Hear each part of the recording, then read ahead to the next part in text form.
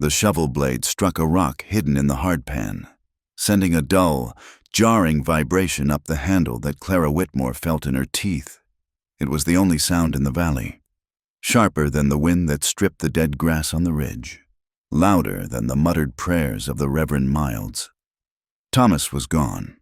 The pine box looked too small to hold a man who had once filled the doorway of their cabin, blocking out the sun with a laugh that shook the dust from the rafters. Now he was just weight and silence, lowered into a hole that looked like a wound in the earth. The mourners were few. 3 families from the neighboring claims stood with their hats pressed to their chests, eyes fixed on the horizon as if expecting a storm.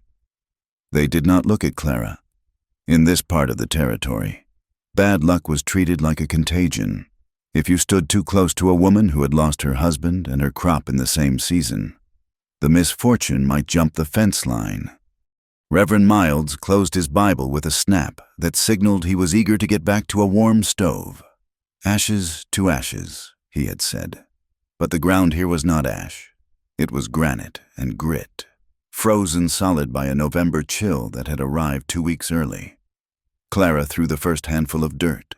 It rattled on the wood like sleet. She did not cry. Her tears had dried up 3 days ago, replaced by a hollow, ringing silence in her chest that felt dangerously like panic. By the time the grave was filled, the sun was a pale coin dipping behind the western peaks. The neighbors muttered their condolences without stopping, retreating to their wagons. Clara stood alone by the fresh mound, the wind whipping the hem of her black dress, turning her skin raw. A buggy rattled up the track, the horse blowing hard. Clara did not turn. She knew the sound of those wheels. Silas Prentice climbed down, clutching a leather satchel to his chest as he navigated the uneven ground. Behind him walked Deputy Miller, a man with a low hat brim and a habit of chewing on a toothpick while he delivered bad news. "Mrs. Whitmore," Silas called out, his voice thin against the wind. "My deepest sympathies. Truly, a tragedy." Clara wiped her hands on her apron, staring at the lawyer. Silas Prentice was a man made of soft edges in a hard country, and she had never trusted him. "What do you want, Silas?" she asked. "My husband is not cold in the ground 10 minutes. It is a matter of urgency," Silas said, stepping close enough that she could smell the stale tobacco on his coat. He glanced at the fresh grave, then back to her, his eyes shifting. "We have been reviewing the county filings. There are irregularities. Clara, serious irregularities regarding the deed to this claim." Clara felt the blood drain from her face, leaving her lightheaded. "Thomas filed that deed 5 years ago. We proved up on this land. We built the house. We ran the fence." "Technically," Silas said, drawing a sheaf of papers from his bag, "the survey lines were drawn in error, and there is a lien against the property. An unpaid debt Thomas incurred." "Lien?" Clara stepped forward, her anger momentarily eclipsing her grief. "Thomas owed no man money. We paid for everything in cash or trade." The deputy shifted his weight, the leather of his gun belt creaking. "Now, Mrs. Whitmore, don't get hysterical." "I am not hysterical," Clara said, her voice shaking not with tears but with fury. "I am telling you that my husband was an honest man. Show me this debt." Silas held the paper out but did not let her take it.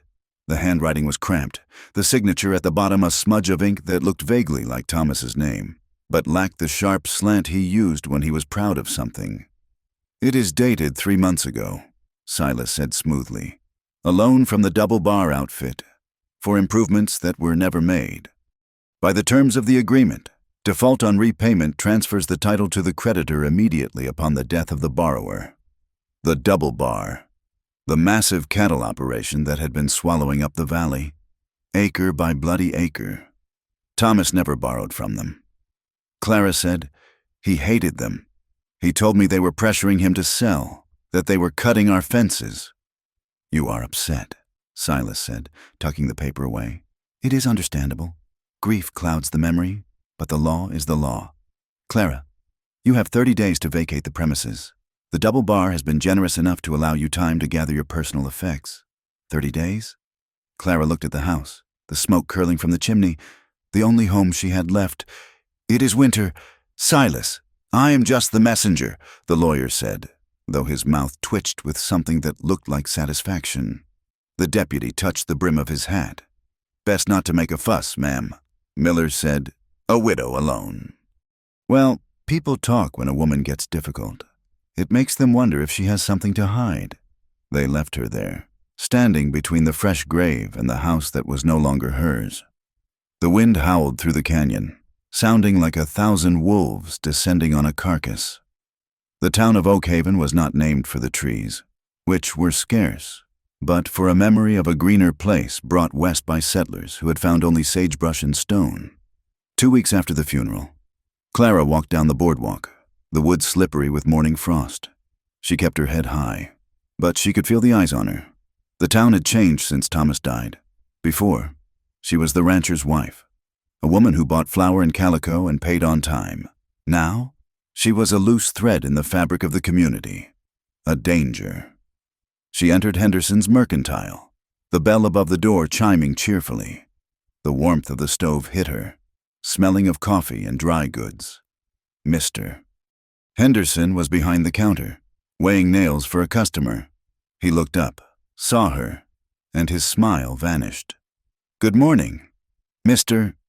Henderson," Clara said, placing her basket on the counter. "I need a sack of flour, 5 pounds of beans, and a tin of lard." Henderson cleared his throat, wiping his hands on his apron. He did not look her in the eye. "I'm afraid I cannot help you today, Mrs. Whitmore." Clara paused. "I have the money, Mr. Henderson. I'm not asking for credit. It is not that," he said, his voice dropping to a murmur. "It is just, supply is low. The freight wagons are late." She looked at the shelves behind him. They were fully stocked. The sack of flour sat right there, the white cotton bright in the gloom. "You have flour right there," Clara said slowly. "That is spoken for." Henderson lied, his face flushing red. "Look, Clara, I do not want any trouble. The Double Bar boys, they do a lot of business here. They made it clear that, well, that anyone helping you drag out this legal mess might find their own credit drying up." Clara stared at him. He had known Thomas for 10 years. He had eaten at their table. "You are a coward, Mr. Henderson," she said softly. She turned to leave, her basket empty. As she passed the group of men gathered by the stove, the conversation stopped. She heard the word widow whispered, followed by a low laugh. "Asking for trouble," one man muttered. Clara stepped back out into the cold, her stomach tightening with hunger. She had enough food for maybe 3 days. The woodpile was low, and every night, the wind seemed to find new cracks in the cabin walls. She walked to the post office, her last hope. She had written to her sister in Ohio, begging for a loan, for a ticket home, for anything. The postmaster shook his head before she even reached the window. "Nothing today, Mrs. Whitmore." Clara leaned against the wall, fighting the urge to slide down to the floor. She could not go back to Ohio. She could not stay here. She was trapped in a box canyon with the walls closing in. Her eyes drifted to the tackboard by the door, covered in wanted posters and cattle notices. A small, hand-scrawled card fluttered at the bottom, pinned by a rusty nail. "Help wanted. Barrett Ranch. General labor, cooking, mending. No drunks, no shirkers. Inquire at the ranch. E. Barrett. Barrett." She knew the name. Everyone did. Eli Barrett ran a place 20 miles out, up in the high country where the timber grew thick and the snow drifted 10 feet deep. He was a ghost story in Oakhaven. They said he was violent, that he'd killed a man in Abilene, that he lived like a savage. They said no decent woman would go near his land. Clara looked at the empty street. She looked at the lawyer's office across the way, where Silas Prentice sat spinning his web. She thought of Thomas, and the night before he died, he had been pacing the floor, agitated. "The numbers do not add up. Clara," he had said, "they are moving cattle that do not exist on the manifest. And I saw him again today, that stranger at the fence line, watching." Thomas had known something, and they had killed him for it. She was sure of it now. A heart attack. The doctor had said, but Thomas's heart was as strong as an ox. If she left, if she ran back east, the double bar won. They took the land, they buried the truth, and Thomas became just another failure in a land full of them. Clara reached out and tore the card from the wall. The ride to the Barrett Ranch was a punishment. Clara rode Thomas's mare, Bess, the only animal the bank had not yet come to claim. The road dissolved into a rutted track 5 miles out of town, winding up into the foothills where the scrub oak gave way to pine. The wind was a physical weight, pushing against her chest. The sky was the color of a bruised plum, heavy with unfallen snow. Crows circled overhead, calling out to one another, waiting for something to fall. Clara wore every piece of clothing she owned, 2 petticoats, a wool dress, Thomas's heavy coat, and a scarf wrapped 3 times around her face. But the cold found her bones. Her fingers were stiff inside her gloves, clutching the reins until her knuckles turned white. The landscape here was different. It was violent country. Jagged ridges of black rock jutted up from the earth like broken teeth. The grass was brittle, snapping under the horses' hooves. There was no softness here, no place to rest. It took 6 hours to reach the gate. It was a simple structure of lodgepole pine, hung with a sign that had been scoured blank by the weather. Beyond it, the ranch sprawled in a shallow valley protected by a rim of granite. The barn was massive, the corral fences high and sturdy. The main house was low and brooding, built of dark logs, with smoke pumping furiously from 2 chimneys. Clara rode into the yard. A dog barked, a harsh, chopping sound, and a man emerged from the barn. He was tall, wearing a canvas coat stained with grease and mud. His hat was pulled low, shading eyes that were dark and unsmiling. He did not wave. He did not offer a greeting. He stood with his thumbs hooked in his belt, watching her approach with the stillness of a predator deciding if the prey was worth the chase. This was Eli Barrett. Clara reined Bess in and slid from the saddle. Her legs were so numb she almost collapsed when her boots hit the frozen mud. She caught herself on the stirrup leather, forcing herself to stand straight. "Mr. Barrett?" she asked. Her voice cracked. She had not spoken in hours. He looked her over, his gaze traveling from her mud-spattered hem to her wind-burned face. He did not look impressed. "Who are you?" he asked. His voice was deep, gravelly, sounding like it wasn't used much. "I am Clara Whitmore. I saw your card in town." Eli Barrett scoffed, a short, sharp sound. "You are the widow, Whitmore's wife." "I am," Clara said, "and I'm here about the job." He turned his head and spit into the dirt. "Go home, Mrs. Whitmore. This is a working ranch, not a charity ward. I need a hand, not a guest." "I am not a guest," Clara said, stepping forward. The anger she had felt at the lawyer sparked again, warming her blood. "I can work. I can cook. I can mend tack. I can ride." Eli looked at her hands. They were small, the gloves worn thin. "You ever hauled water from a creek when the ice is 4 inches thick?" he asked. "You ever held a calf down while it is being branded? You ever cooked for 10 men who have not seen a bath in a month?" "I can learn," Clara said. Eli shook his head.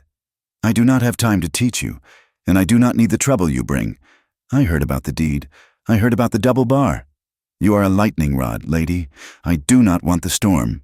Clara walked up to him. She was a foot shorter than him, but she did not back down. "I need the wages. Mr. Barrett, I have 30 days before they throw me off my land. I need to eat, and I will work harder than any man you have because I have no other choice." Eli stared at her. His eyes were a startling shade of gray, like storm clouds. He was searching for fear. She realized. He was looking for the moment she would break. She held his gaze. She thought of Thomas in the cold ground. She thought of the smirk on the deputy's face.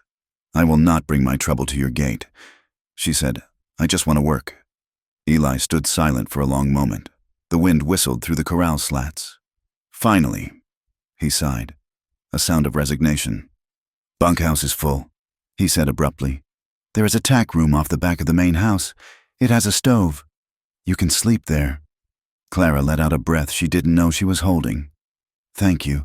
$7 a month and keep," Eli said, turning back toward the barn. "Meals are at 5 in the morning and 6 at night. You cook them. You clean up.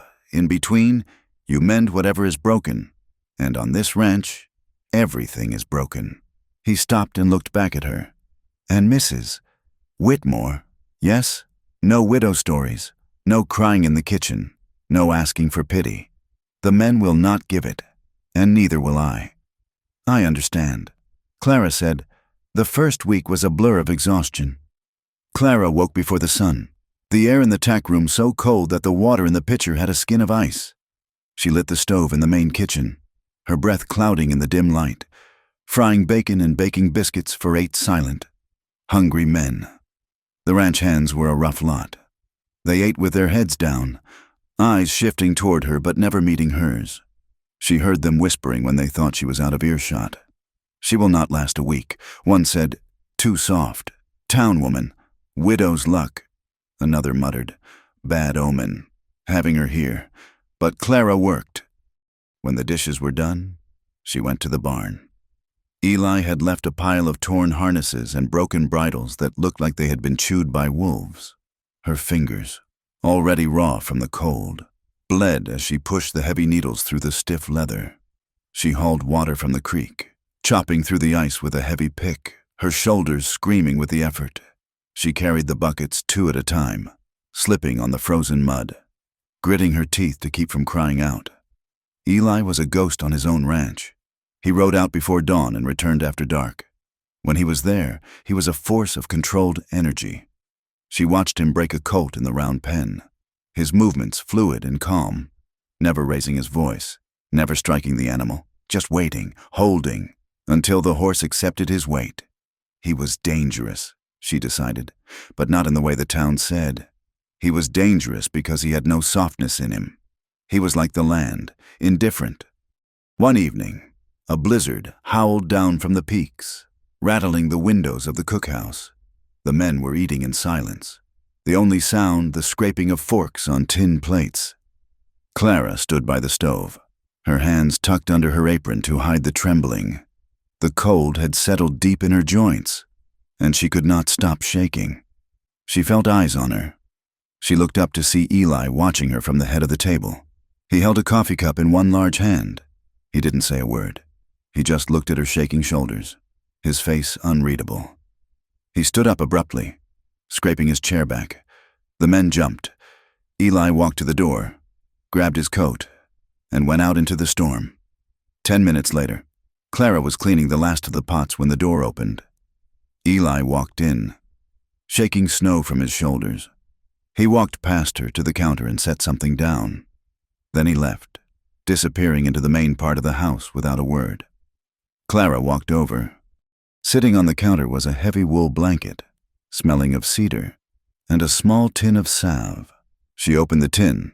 It was thick, yellow grease, bear fat and turpentine. She rubbed it into her cracked, bleeding knuckles.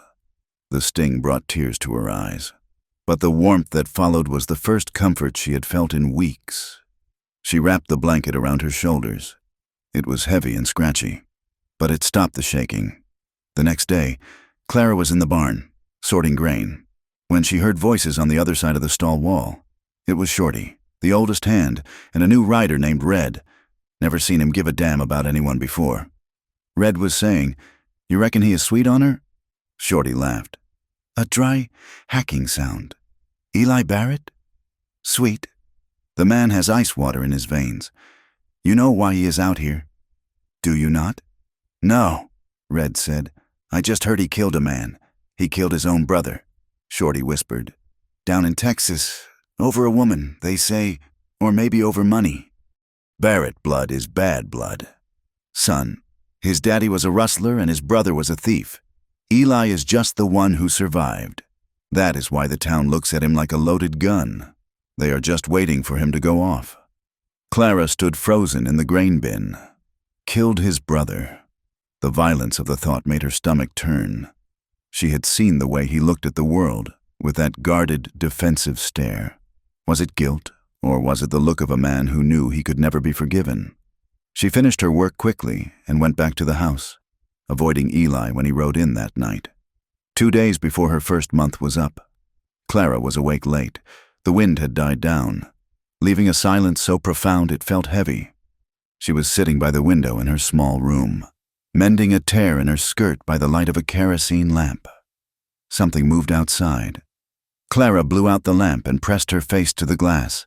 The moon was half full, casting long, blue shadows across the snow. Down by the corrals, near the property line, a shadow detached itself from the trees. It was a man. He was on foot, moving quickly. He paused by the fence line, knelt down, and then stood up and ran back into the timber. Clara's heart hammered against her ribs. She grabbed her shawl and ran into the main house. She hesitated at Eli's door. She had never entered his private rooms. She knocked, sharp and hard. "Mr. Barrett." The door opened instantly. Eli was fully dressed, a rifle in his hand. He looked like he hadn't been sleeping. "What is it?" he snapped. "Someone is out there," Clara whispered, pointing toward the window. "By the south corral. I saw a man." Eli pushed past her, moving with terrifying speed.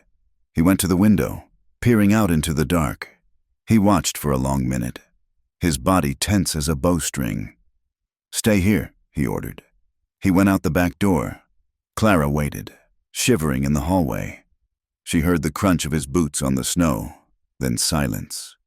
10 minutes later, he returned. He carried a pair of wire cutters in his hand, and his face was a mask of cold fury. "Did you see him?" Clara asked. Eli threw the wire cutters onto the table. They clattered loudly in the quiet room. "He cut the fence," Eli said, "and he left these." He pointed to the floor. Clara looked down. His boots were wet, but there was fresh mud on the heel. "Not just the fence," Eli said, his voice dropping to a low, dangerous rumble. "There were tracks, 2 men, and they were not just passing through. They were scouting." "Scouting for what?" Clara asked. "For weakness," Eli said.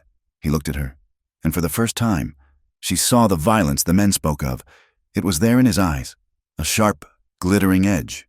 "They know I am alone out here," he said, "and now they know you are here too." He walked to the gun rack on the wall and took down a second rifle. He checked the action and set it on the table. "This connects to you." "Clara," he said, "the double bar." "I have seen their riders on the ridge for weeks, but they never came close to the house until tonight." Clara felt a chill that had nothing to do with the winter air. "They followed me?" "Maybe," Eli said.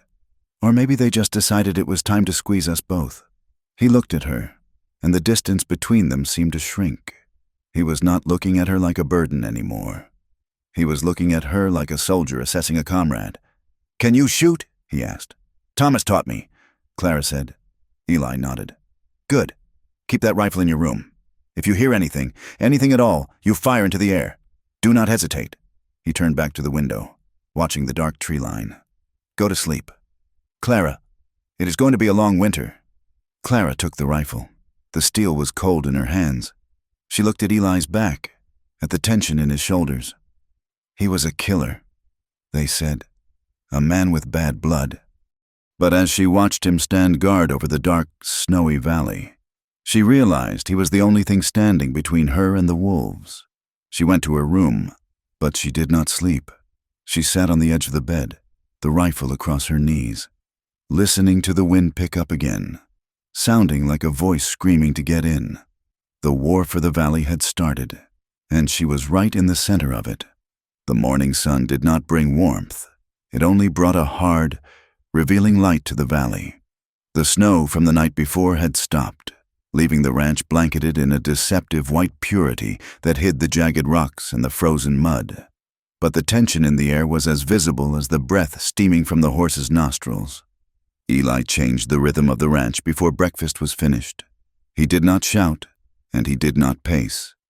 He simply stood at the head of the long pine table in the cookhouse, his coffee cup resting near his hand, and gave orders with the flat, uninfected tone of a man reading a supply list. "Shorty, you and Red take the south ridge," Eli said. "Keep to the tree line. Do not ride in the open. If you see dust, you stop and you watch. Red, A young man with a face full of freckles and a nervous habit of tapping his spoon. Looked up. "We taking rifles?" "Boss." Eli looked at him. "You are always taking rifles. Red.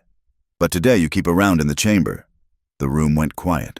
The scrape of forks against tin plates ceased.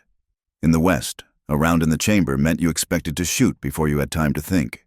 It was a shift from caution to war. Clara stood by the stove, wiping her hands on her apron. She saw the look in the men's eyes, not panic, but a grim settling. They were shifting their weight, adjusting their mindset from labor to defense. It was a look she had seen on Thomas's face in those last weeks, a shadowing of the spirit. She walked to the table to refill the coffee pot. As she poured into Eli's cup, he did not look up, but she saw the tension in his jaw, the way the muscle worked beneath the skin. "I need supplies," she said quietly. "The flour is low. We are out of coffee." Eli paused. He looked at the window, where the white glare of the snow pressed against the glass. "I will take the wagon in," he said. "You stay here. I'm going with you," Clara said. The table went silent again. Shorty looked at his plate. Eli turned his head slowly to look at her. "It is not a social call." "Clara, I know what it is," she answered, keeping her voice steady despite the flutter in her chest. "But I have letters to mail, and I will not hide out here like a fugitive. If I hide, they think they have won." Eli studied her face. He was looking for the hysteria the town expected of her, the fragility. He found only a pale, stubborn resolve. "Get your coat," he said. "We leave in 10 minutes?" The drive to Oakhaven was a study in silence. The wagon creaked and groaned over the frozen ruts, the iron wheels grinding against stone. Eli drove with a loose rein, his eyes constantly scanning the horizon, the ridgeline, the cluster of scrub oak, the shadow of a hawk passing over the snow. Clara sat beside him, wrapped in her heavy coat, a buffalo robe pulled up to her waist. The proximity was unsettling. On the bench seat, their shoulders brushed every time the wagon hit a bump. She could smell the scent of him, wood smoke, saddle leather, and the sharp, metallic tang of gun oil. About 3 miles from town, they passed a group of riders moving north. They were too far away to see faces, but Clara saw the gear. Heavy canvas coats, high cantle saddles, and on the flank of the lead horse, a brand that looked like 2 distinct lines. "The double bar," she whispered. Eli did not turn his head, but his hands tightened on the leather ribbons. "I see them. They are the ones," Clara said, the realization hitting her like a physical blow. "The ones who hold the lien, the ones Thomas argued with." Eli nodded once. "They run cattle from the basin all the way to the railhead. They have been buying up small claims for 2 years. "Buying?" Clara asked bitterly. "Or stealing?" Eli glanced at her then. "In this valley, Mrs. Whitmore. The difference usually comes down to who is holding the pen and who is holding the gun." He clicked his tongue at the team, urging them faster. Clara watched the riders disappear into a fold of the land. She felt a cold prickle of recognition. The gear those men wore, the heavy dusters, the specific shape of the hats. It was the same silhouette she had seen at her fence line the week Thomas died. The threat to Eli's ranch and the theft of her home were not 2 separate fires. They were sparks from the same flint. Oakhaven looked like a sore on the landscape, a cluster of gray timber huddled against the wind. As Eli guided the wagon down the main street, the activity on the boardwalk seemed to stumble and slow. Heads turned. Conversations stopped mid-sentence. Clara sat straighter, refusing to look down. Though her cheeks burned, she knew what they were seeing. The widow Whitmore, not yet 2 months out of mourning, riding into town on the wagon of Eli Barrett, a man the decent folk crossed the street to avoid. Eli pulled the wagon up in front of the mercantile and set the brake. He tied the reins and stepped down, then turned to offer her a hand. For a second, she hesitated. Taking his hand felt like a declaration. She took it. His grip was hard and calloused, swallowing her gloved fingers. He swung her down with an easy strength that made her feel weightless. "Stay close," he said low in her ear. Inside the store, the warmth was suffocating. The air smelled of pickle brine and sawdust. 3 women stood by the fabric bolts, Mrs. Gable, the preacher's wife, and 2 of the church elders' wives. They turned as the bell chimed. Their eyes swept over Clara, noting the wind-chapped skin, the hem of her coat that was stained with the ranch mud. "Clara, Mrs." Gable said. Her voice was sweet, heavy with a syrup that couldn't mask the poison. "We were just praying for you on Sunday." "Thank you," Clara said, moving toward the counter. "We heard you have taken employment." "Mrs." Gable continued, her eyes darting to the window where Eli was loading sacks of grain. "At the Barrett place. I work for a living," Clara said, just like everyone else. "Mrs." Gable stepped closer, lowering her voice to a conspiratorial whisper. "My dear, we are only thinking of your soul and your reputation. To be out there, alone, with a man like that, a man with his appetites. It is not too late to come back to town. The church has a fund for destitute women. You could take in washing." Clara felt a flush of heat that had nothing to do with the stove.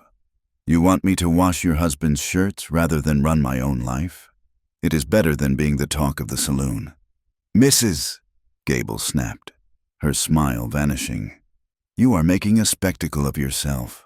A widow looking for a new bed before the old one is cold." Clara gripped the edge of the counter. Her fingers turned white. "Excuse me," she said. "I have supplies to buy." She turned her back on them, her heart hammering. The shopkeeper, Mr. Henderson, took her list without a word, his eyes downcast. He hurried to fill the order, eager to get her out of his store. When Clara stepped back out onto the boardwalk, the cold air hit her face like a slap. She took a deep breath, trying to steady her hands. "Well now, if it isn't the grieving widow." She froze. Leaning against the post of the awning was Deputy Miller. He was picking his teeth with a splinter of wood, his thumbs hooked in his gun belt. "Good day, Deputy," Clara said, trying to step around him. He moved, blocking her path. He wasn't a tall man, but he was thick, and he smelled of stale whiskey and unwashed wool. "You look tired." "Clara," he said, using her Christian name with a familiarity that made her skin crawl. "That ranch work is hard on a lady. Maybe too hard." "I am managing," she said. "You know," Miller said, leaning in closer. His eyes dropped to her chest, then back to her face. "That eviction notice is still sitting on the judge's desk. But papers can get lost. If a person has the right friends, I do not want your friendship. Deputy, I ain't offering friendship." He grinned, a wet, ugly expression. "I am saying that a woman in your position needs protection, and I could see to it that you keep that claim of yours, if you were a little more agreeable." The implication hung in the air, gross and undeniable. Clara felt a surge of nausea. "Get out of my way," she hissed. Miller laughed and reached out, his hand closing around her upper arm. "Now, don't be like that. I'm just trying to help you out of a cold winter." A shadow fell over them. It was not a sudden movement. It was a shifting of light, a blockage of the sun. Miller's smile faltered. He looked up. Eli stood on the boardwalk. He was not posturing. He was not reaching for the Colt on his hip. He simply stood there, less than 2 feet away, occupying the space with a density that made the air feel thin. "Let go of her arm," Eli said. His voice was not loud. It was a low rumble, like stones grinding together underwater. Miller blinked, his bravado slipping. "Now look here, Barrett, this is official county business." "Let go," Eli repeated. He did not blink. He looked at the deputy's hand on Clara's sleeve as if it were a diseased thing that needed to be severed. The street had gone quiet. Men loading wagons paused. The women inside the mercantile were watching through the glass. Miller released her arm. He took a step back, his hand drifting instinctively toward his holster, then stopping as he saw the look in Eli's eyes. It was a look of absolute, terrifying calm. "You are making a mistake." "Barrett," Miller muttered, adjusting his hat. "You are already on a short list." Eli ignored him. He turned to Clara. "You ready?" "Yes," Clara breathed. Eli did not offer his arm this time. He simply placed himself between her and the deputy, a human shield of canvas and muscle, and waited for her to climb onto the wagon seat. He untied the horses, climbed up beside her, and released the brake.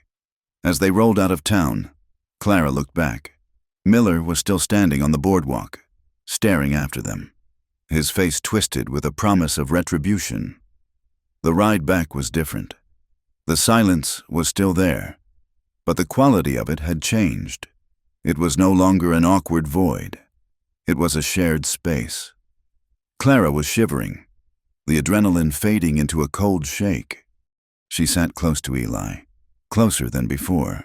She could feel the heat radiating from his side, a solid, living warmth that anchored her against the wind. "Thank you," she said, her voice barely audible over the wheels. Eli kept his eyes on the road. "Do not thank me. I just made it worse for you.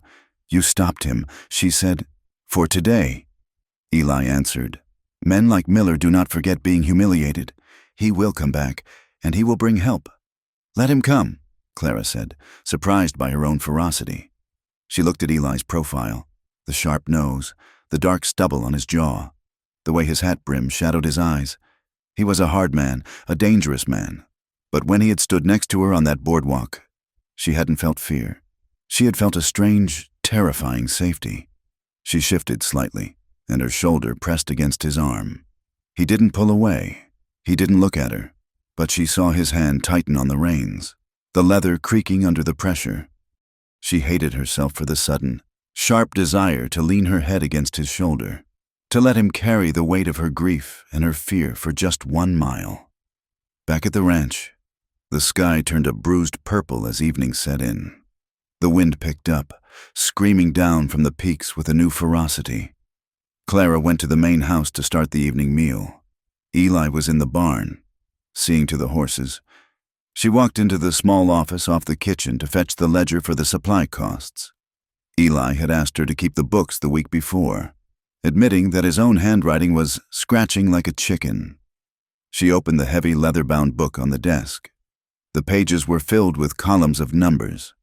She began to enter the costs of the flour and coffee, but her eyes drifted to the previous pages. She frowned. She turned back a month, then 2. Eli kept meticulous records. Every calf born, every steer sold, every pound of grain bought. But there were loose pages tucked into the back, scraps of paper with notes written in a hurried hand. Double bar shipment, October 12th, 400 head. Railhead manifest says 600. Whitmore claim, survey line moved 20 yards north. Freight cost, marked up 40%. Clara's breath caught. He wasn't just running a ranch. He was tracking them. He had been watching the fraud in the valley for months, maybe years. She heard the back door open and the stomp of boots. She quickly closed the book, her heart racing. She had found the proof that Eli Barrett was not just a brute. He was a man building a case. The storm hit an hour after sundown. It wasn't just snow. It was a whiteout, a wall of wind that hit the ranch with the force of a locomotive. They were in the kitchen. Clara, Eli, and the hands, eating a stew of beef and potatoes. The wind howled so loud they had to shout to be heard. Suddenly, a crack echoed like a gunshot, followed by a heavy, tearing sound. "The bunkhouse!" Shorty yelled, jumping up. Eli was out the door before the others had even stood. They rushed into the swirling white chaos. The roof of the bunkhouse had given way under the weight of the snow and the sheer force of the wind. One side had collapsed inward. It wasn't destroyed, but it was uninhabitable. "Get the bedrolls!" Eli shouted over the wind. "Move into the barn loft. It is dry." The men scrambled, grabbing blankets and gear. Clara stood in the doorway of the main house, holding a lantern that swung wildly in the gale. Eli pushed the last man toward the barn and turned back to the house. He stumbled through the door, forcing it shut against the wind with his shoulder. He locked the latch and leaned against the wood, breathing hard. He was soaked. The snow had melted into his coat, and his hair was plastered to his forehead. "Everyone safe?" Clara asked, her voice trembling. "Yeah," Eli gasped. "Just timber and tar paper." The house felt suddenly very small. The storm had sealed them in. The men were in the barn. It was just the two of them in the main house. Eli shivered, a violent shudder that ran through his whole frame. "You are freezing," Clara said. "You need to get those wet clothes off." She moved to the stove, throwing in more wood, opening the damper to let the fire roar. Eli peeled off his heavy coat, his fingers fumbling with the buttons. His hands were blue with cold. "Here, let me," Clara said. She stepped in front of him. She didn't think about the propriety of it. She only saw the man who had stood between her and the deputy, shaking with hypothermia. She reached out and unbuttoned his vest. Her fingers brushed the damp cotton of his shirt. She could feel the heat of his skin beneath the wet fabric, radiating feverishly. Eli stood still, looking down at her. His breathing was ragged. Clara undid the cuffs of his shirt. Her hands were shaking. She peeled the wet fabric away from his wrists. "Please," Eli whispered. She looked up. His eyes were dark, the pupils blown wide. "It's rubbing against it," he said, his voice rough. "What?" Clara asked, confused. "The cold," he said, but his gaze was dropped to her mouth. "It burns." She realized then how close they were. She was standing between his spread feet, her hands on his chest. The air in the kitchen was thick with the smell of wet wool and wood smoke and the sharp, electric scent of the storm. Clara felt a pull in her belly, a sudden, sharp ache of desire that shocked her. She wanted to lean forward. She wanted to press her face against his damp shirt. She wanted him to wrap those cold, strong hands around her waist. Eli's hand came up. He hesitated, his fingers hovering inches from her cheek. He looked like a man fighting a war inside his own skull. If he touched her, everything would change. The line between employer and employee, between widow and outcast, would be erased. The wind slammed against the house, shaking the floorboards. "Clara," he said, and the way he said her name was like a touch. She leaned in, just an inch. Her breath hitched. Then Eli stepped back. He moved abruptly, turning away from her toward the fire. He gripped the mantelpiece with both hands, his knuckles white. "Get some blankets," he said. His voice was harsh, strained. "I will sleep by the fire. You go to your room." Clara stood there, her hands empty, her skin tingling where the heat of him had been. "Eli," she said softly. "Go, Clara, please." She retreated to the tech room, closing the door. She leaned against it, listening to the storm, her heart pounding a frantic rhythm against her ribs. Morning brought a silence that was deafening. The storm had passed, leaving drifts of snow 4 feet high against the walls. Clara came out into the kitchen. Eli was already up, drinking coffee. He was dressed in dry clothes, his face shaved, his demeanor locked down tight behind that wall of reserve. But the air between them was charged. They moved around the kitchen like two magnets with the same polarity, pushing against each other, aware of every movement. Clara poured herself a cup of coffee and sat at the table. "I saw the ledgers," she said. Eli stopped with his cup halfway to his mouth. He set it down slowly.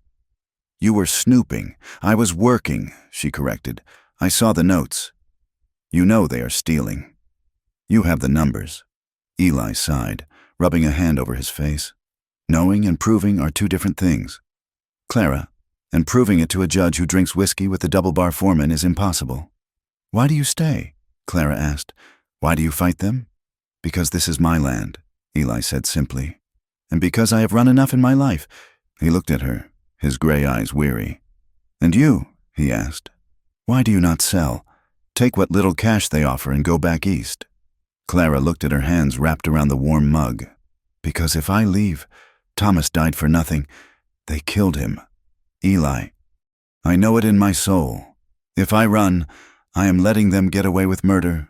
But I am afraid," she confessed, her voice breaking. "I am afraid that if I fight, they will destroy me. They will take my name, my dignity, everything I have left, just like they did to Thomas." Eli reached across the table. He did not take her hand, but he placed his hand near hers, a silent offer of support. "They have already marked me." "Clara," The town sees a killer when they look at me. Caution has never saved me. It won't save you either. The only thing that saves you is standing your ground until they get tired of trying to move you." A heavy pounding on the front door made them both jump. Eli grabbed the rifle from the corner and moved to the door. He opened it a crack.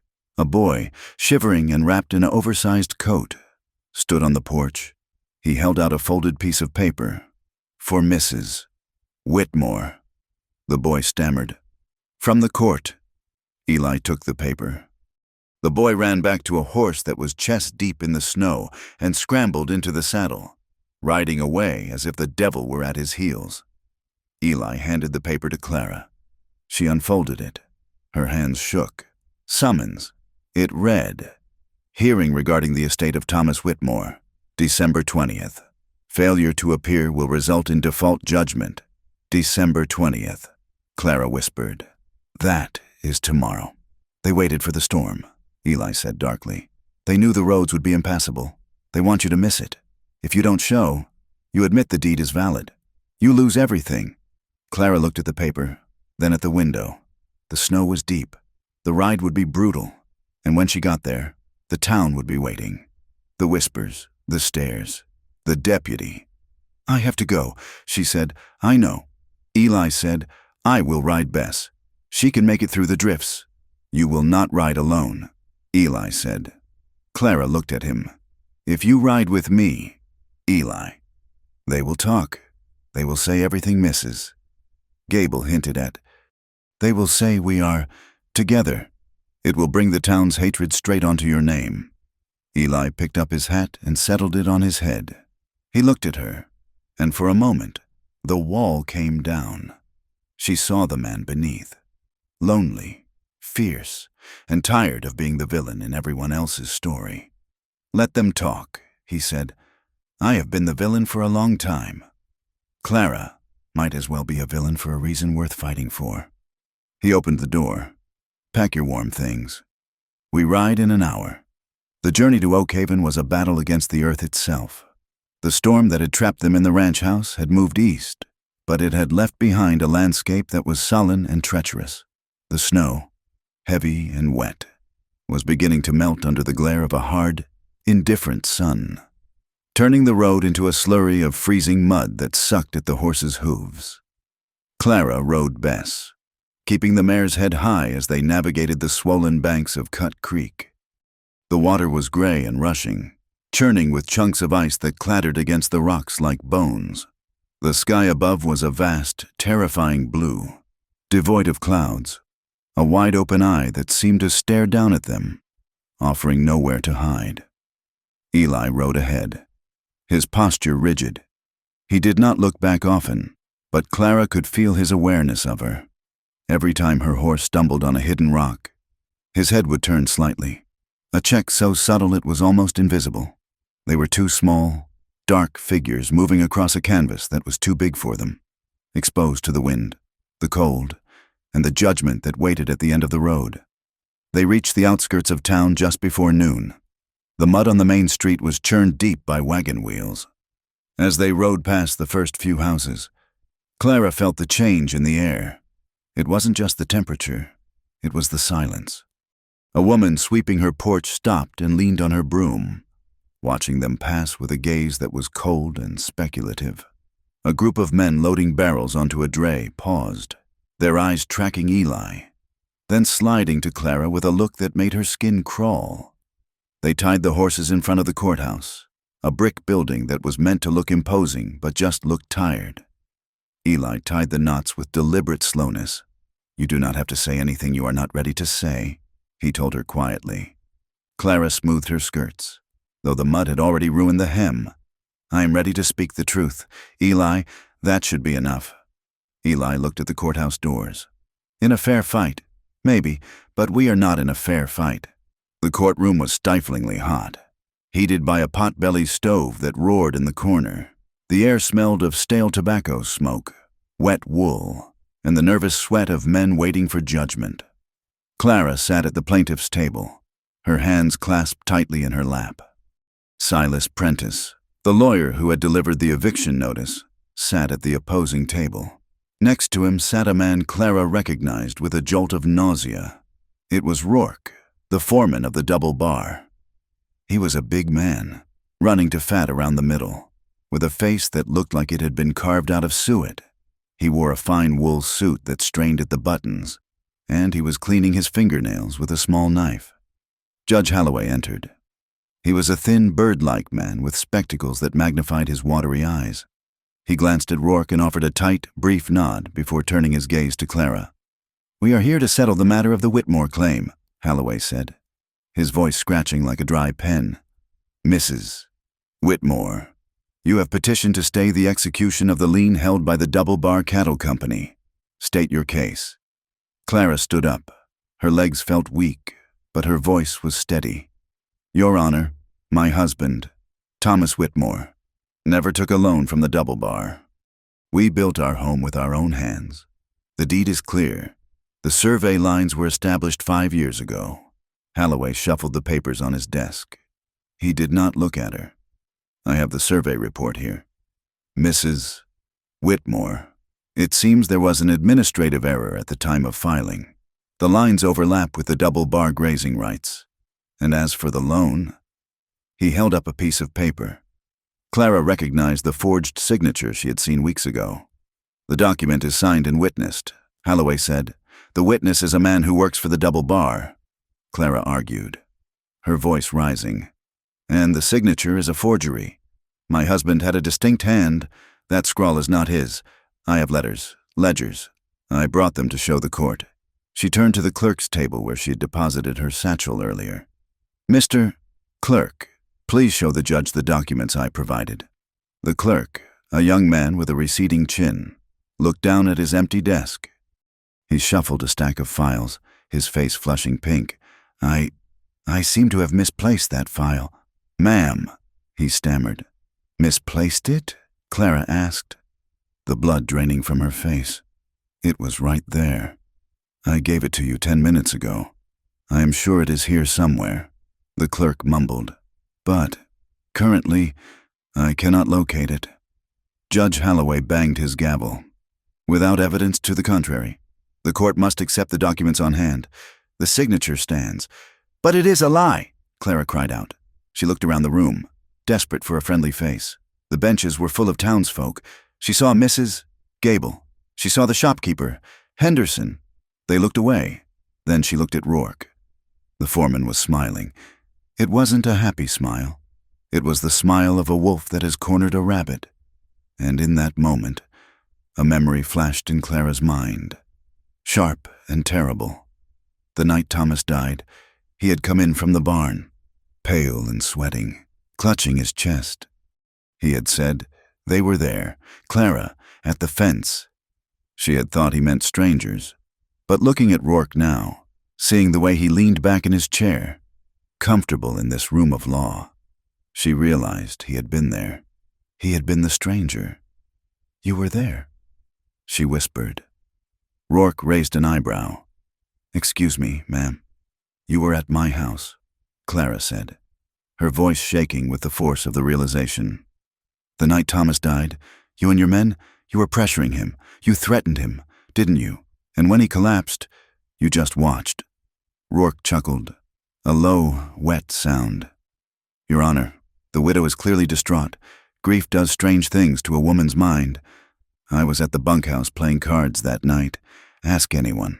I have 3 witnesses who can place Mr. Rourke at the Double Bar headquarters all evening," Silas Prentice said smoothly. Clara looked at the judge. He was already writing in his ledger. "Motion denied," Holloway said. "The lien stands, Mrs. Whitmore. You have 7 days to vacate the property completely. If you fail to do so, the sheriff will be instructed to remove you." "7 days?" Clara gasped. "But it is winter. Court is adjourned," Holloway said, standing up. Eli had been standing at the back of the room, silent as a statue. Now he moved. He walked down the center aisle, his boots heavy on the wood floor. The room went quiet. He stopped at the gate that separated the gallery from the court. He looked at the judge. He looked at Rourke. He did not say a word, but the contempt on his face was so potent, it felt like heat. Rourke stopped smiling. The judge cleared his throat nervously. Eli turned to Clara. He offered her his hand. "Come on," he said. "We are done here." Clara took his hand. It was the only solid thing in a world that had just dissolved into lies. Walking out of the courthouse was worse than walking in. The verdict had traveled faster than they had. As they stepped onto the boardwalk, the whispers started. Living with him out there? No shame at all. Poor Thomas must be spinning in his grave. Clara held her head up, but she felt the words like stones. They weren't just attacking her claim anymore. They were attacking her soul. To the town, she was no longer the victim of a land grab. She was a woman who had abandoned propriety to live in a bunkhouse with a man known for violence. A group of women stood outside the millinery. As Clara passed, one of them, a woman Clara had shared tea with only 3 months ago, pulled her skirts back, as if Clara were carrying a disease. "I heard she cooks for him," the woman whispered loudly. "And who knows what else she does for her keep." "Disgusting," another replied. "Hunger is one thing, but that is sin." Clara faltered. Her step hitched. Eli's hand tightened on her elbow, holding her up. "Keep walking," he murmured. "Do not give them the satisfaction." "Hey, Barrett!" The shout came from across the street. A man stood outside the saloon, swaying slightly. It was one of the drifters who often worked seasonal jobs for the cattle outfits. "You got yourself a nice new pet, don't you?" the drunk yelled. "Does she scream like your brother did? Or is she quiet like your daddy when they hung him?" The street went dead silent. Eli stopped. Clara felt the muscle in his arm turn to iron. The air around them seemed to drop 20 degrees. Eli turned his head slowly toward the drunk. The reference to his family, the shame that hung over the Barrett name like a shroud, was the one thing everyone knew never to touch. His father had been hanged for rustling 20 years ago. His brother had died in a knife fight that Eli had survived. It was blood and tragedy, and it was the weapon the town used to make him a monster. Eli let go of Clara's arm. He took one step toward the street. "Eli, no," Clara whispered. "Please." He stopped. He looked at her. His eyes were black with rage, a bottomless, terrifying anger that wanted to burn the town to the ground. But he saw the fear in her face. He saw that if he fought now, if he drew his gun or used his fists, he would only prove them right. He would be the savage, and she would be the savage's woman. He took a breath. It was a long, shuddering inhale. He turned his back on the drunk. "Get on the horse, Clara," he said. The ride back to the ranch was a blur of gray sky and white snow. Clara was numb. The cold seeped into her bones, but it was the shame that made her shiver. The way they had looked at her, as if she were contamination, as if her grief was just a cover for something distinct and dirty. They reached the ranch as the sun was setting, casting long, bloody streaks across the snow. The horses were tired, their heads hanging low. As they rode into the yard, a patch of ice hidden by loose straw caused Bess to slip. The mare panicked, scrambling for footing, her back legs sliding out. Clara was thrown sideways. She didn't fall, but she lost her stirrup and slid dangerously to the side, clinging to the mare's mane. "Clara!" Eli was off his horse before it had fully stopped. He lunged across the gap between them, grabbing Clara by the waist and hauling her down from the saddle just as the mare kicked out in fear. He pulled her clear, his momentum carrying them both back against the rough wood of the corral fence. Clara landed hard against his chest, her feet dangling for a second before finding the ground. Eli's arms were wrapped around her, crushing her to him. It was a grip of panic, of desperate protection. "Are you hurt?" he demanded, his voice rough. "Clara, look at me. Are you hurt? I am fine," she gasped, her face pressed against the heavy wool of his coat. "I am fine." They stood there, breathing hard. The danger was past, but Eli did not let go. His arms were locked around her back, one hand tangled in the hair at the nape of her neck. Clara could feel the frantic beating of his heart against her own ribs. The adrenaline of the accident mixed with the rage of the town and the exhaustion of the day. Suddenly, the space between them wasn't just safe. It was electric. Clara looked up. Eli was looking down at her, his eyes searching her face. The distance he had kept so carefully for weeks was gone. He was holding her like he would never let her go. She felt a sob rise in her throat, not from pain, but from the overwhelming relief of being held, of being seen as precious, not as a problem. "Eli," she whispered. His gaze dropped to her mouth. His grip tightened, pulling her up onto her toes. For a second, just a heartbeat. She thought he was going to kiss her. The desire was there, raw and terrifying. She wanted him to. She wanted to forget the judge and the rumors and the empty house on the hill. She wanted to drown in the heat of him. Then he froze. He seemed to remember who he was and who she was. He remembered the drunk in the street and the women in the store. He remembered that his touch was considered a stain. He loosened his grip slowly, stepping back. His hands lingered on her arms for a second before dropping to his sides. "I will take the horses," he said. His voice was flat, stripped of all emotion. "Go inside. Get warm." He turned away, taking Bess's reins. Clara stood by the fence, watching him walk into the darkness of the barn, her body still humming with the memory of his arms. That night, the nightmares came. Clara was back in her old house. Thomas was sitting at the table, but his face was gone, replaced by the blank, smiling face of Rourke. He was counting money, stacking gold coins that turned into stones. "It doesn't add up. Clara," he kept saying, "the numbers don't add up." Then the door burst open, and shadows poured in. Men with no faces. Only brands burned into their chests. They grabbed Thomas, and she tried to scream, but her mouth was full of grave dirt. She woke up with a cry that tore her throat. She sat bolt upright in the narrow bed of the tack room, gasping for air, sweat cooling on her skin. The darkness of the room felt heavy, suffocating. She wrapped her arms around her knees, rocking back and forth, trying to push the image of Rourke's smile out of her mind. A soft sound came from the hallway, a creak of a floorboard. Clara froze. "Who is there? It is me." Eli's voice came through the door, quiet and low. Clara let out a shaky breath. I had a bad dream. I heard, he said." There was a pause. She expected him to leave, to go back to his own room. But the footsteps didn't move away. "Are you all right?" he asked. "I am scared." "Eli," she confessed to the darkness. "I am so scared." "I know," he said. He didn't open the door. He didn't offer empty platitudes, but she heard the scrape of a chair being pulled up against the wall outside her room. "Go back to sleep. Clara, I am right here. I won't leave." He was standing guard, not against the double bar, but against her terrors. His presence, unseen but felt, was a solid wall between her and the nightmares. Clara lay back down, pulling the quilt to her chin. For the first time since Thomas died, she felt she could close her eyes without falling. The next morning, the ranch was buried in a gray, silent cold. Eli was already out working the lines. Clara stayed in the main house, consumed by a restless energy.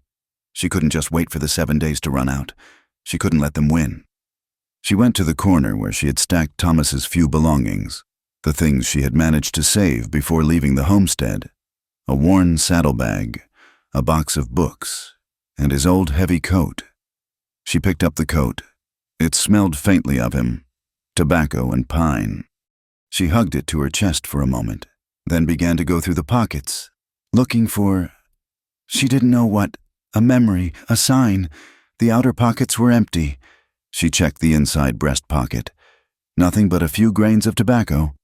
She was about to put it down when she felt a crinkle. It came from the lining, near the bottom hem. She frowned. She ran her fingers over the wool. There was something sewn inside. She grabbed a pair of scissors from her sewing basket and carefully snipped the threads of the hem. She reached in and pulled out a small bundle wrapped in oilcloth. Her heart hammered against her ribs. She unwrapped it on the kitchen table. It was a small, black notebook, the kind Thomas used to tally cattle. But the pages weren't filled with his usual neat columns. They were scribbled. Frantic notes. October 4th. Saw 3 riders moving herd across North Ridge. Brands altered. Fresh burns. October 12th. 200 head loaded at the spur line. No bill of sale. Vance Rourke, supervising. October 15th. Spoke to Miller. He laughed, said the law costs extra, and on the last page, a single name written in bold, angry strokes. Judge Holloway, $500. Clara stared at the page. It wasn't just speculation. Thomas had written it down. He had tracked the stolen shipments. He had found the link between the double bar's theft and the officials who covered it up. The door opened, and Eli walked in. He stopped when he saw her face. "What is it?" he asked. Clara held up the notebook. Her hand was shaking, but her eyes were fierce. They didn't just kill him for the land, she said. They killed him because he knew. Eli walked over and took the book. He read the pages in silence.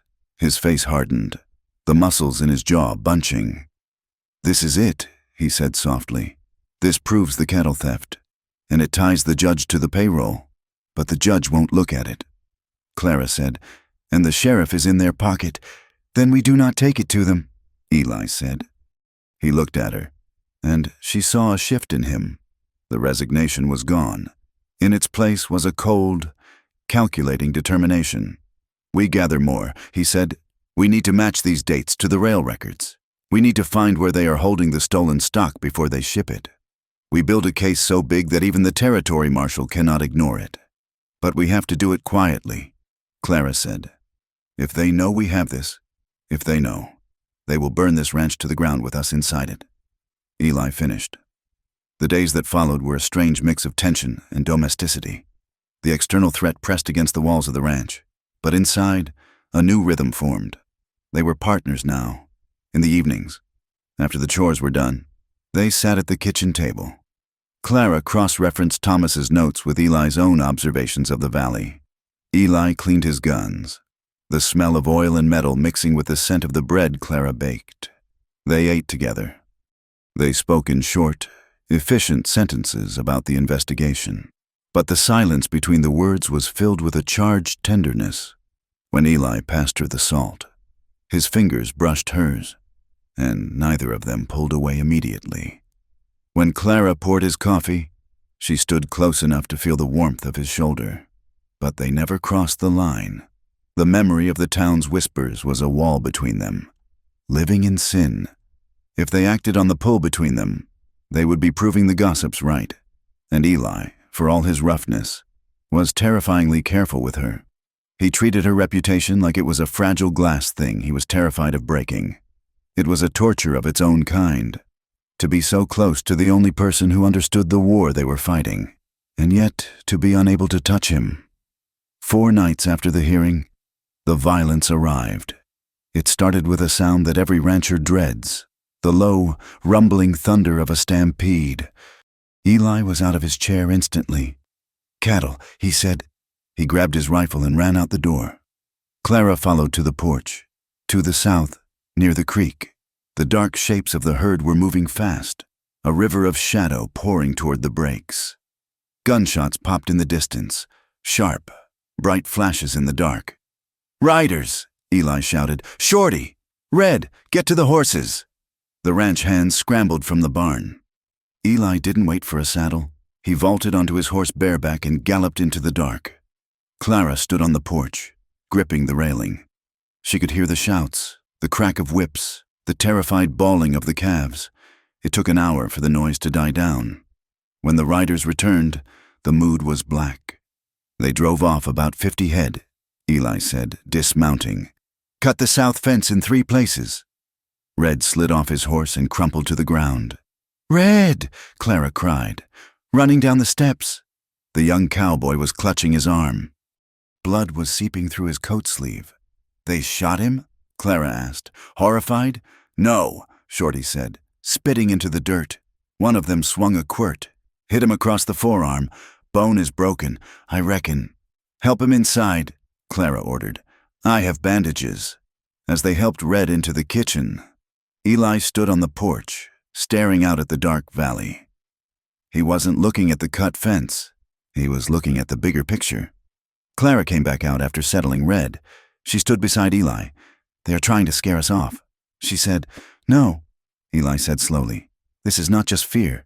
50 head of cattle. That is a quarter of my winter stock. And the fence, that will take days to fix." He looked at her, his face grim in the moonlight. "They are not just trying to scare me. Clara, they are trying to bankrupt me. They know I have money tied up in feed for the winter. If I lose the herd, I can't pay the mortgage on this place come spring." He turned to look at her. "They want to ruin me so I can't help you. They want to strip us both bare so we have no money for lawyers, no money for travel, no voice to speak with." Clara looked at the hard set of his jaw. "Then we have to move faster," she said. Eli nodded. "Yes, we stop playing defense. Tomorrow, we start hunting." The winter did not just arrive, it conquered. By January, the valley was locked in a stranglehold of ice and gray sky that turned the world into a monochromatic prison. The thermometer on the porch hardly ever rose above freezing, and the wind had teeth, chewing through the chinking of the log walls and finding every gap in a man's coat. The ranch ceased to be a business and became a fortress of survival. The cattle were losing weight, their ribs pressing against their winter coats as they huddled in the lee of the ridges. The creek froze solid, requiring Eli and the hands to spend hours every morning chopping through 2 feet of ice so the animals could drink. Clara learned that exhaustion was not a feeling, but a state of being.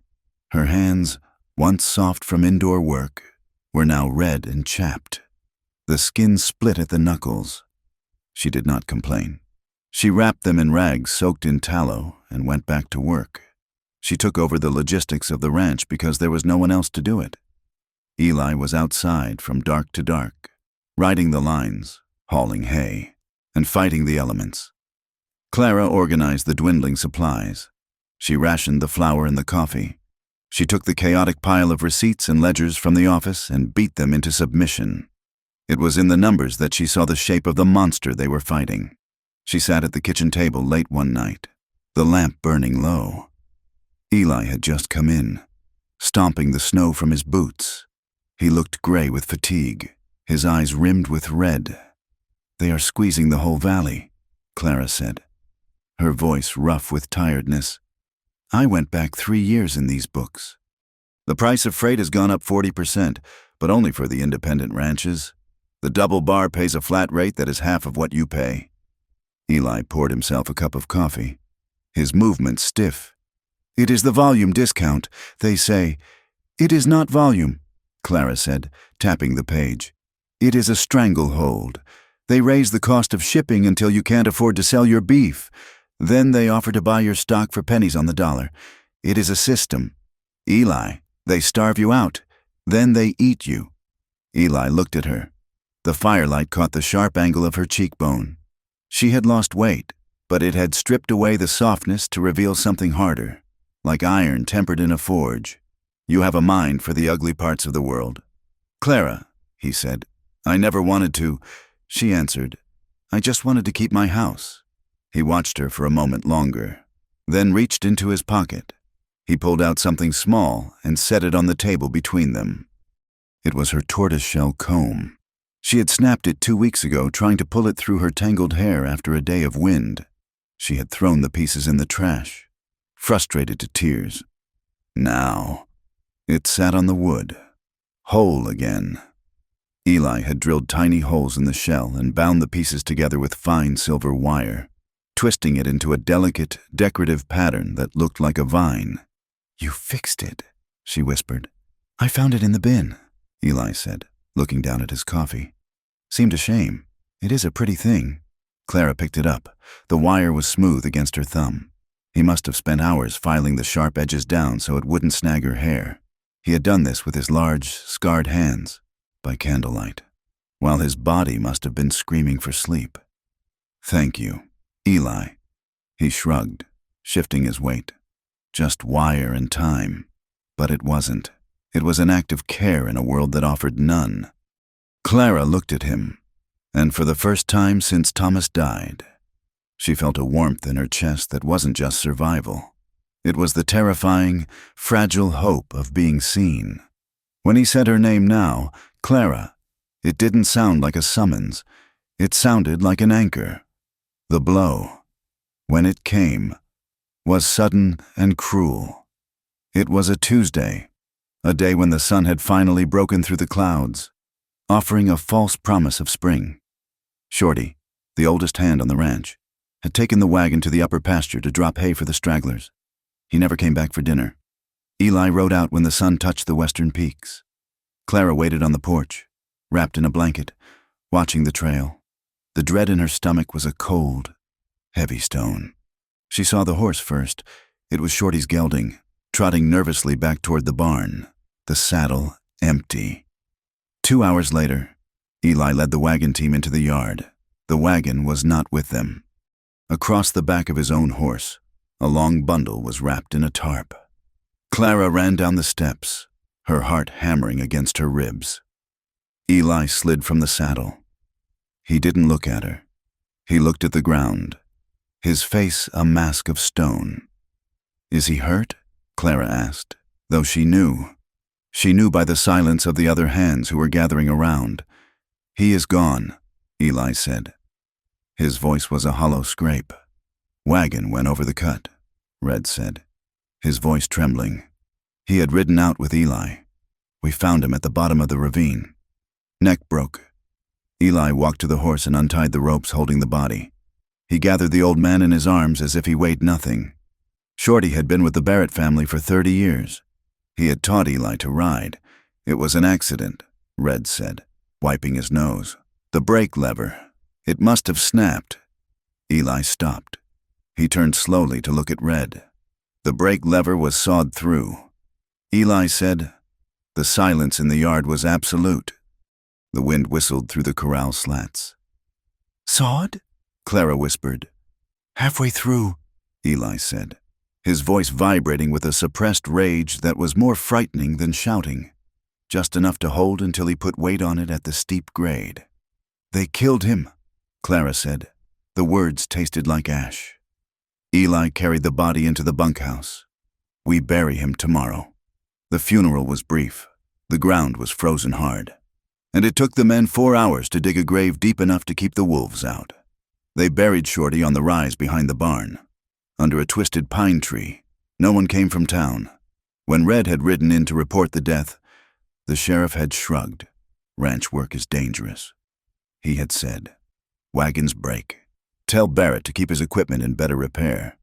That night, the grief in the main house was a physical thing. The ranch hands were drinking whiskey in the barn, mourning their friend. Clara and Eli were alone in the kitchen. Clara was washing dishes, the water scorching her hands, but she couldn't stop shivering. She scrubbed the same plate over and over, staring at the bubbles. "They killed him because of us," she said. Her voice broke. "He was an old man. He never hurt anyone. They killed him to send a message." Eli sat at the table, a bottle of whiskey in front of him. He hadn't opened it. He was staring at the label, his hands clenched into fists. "It is my fault," he said. "I should have checked the wagon. I should have known they would target the weak spots. You cannot check every bolt and strap every hour of every day." Clara spun around, water flying from her hands. "It is not your fault, Eli. It is theirs. They are monsters." Eli looked up. His eyes were tortured. "I dragged him into this. I dragged you into this. Everyone who stands next to me ends up bleeding." He stood up so fast the chair clattered backward. He turned toward the window, bracing his hands against the frame, his head hanging low. "I am poison. Clara, you should have left when you had the chance."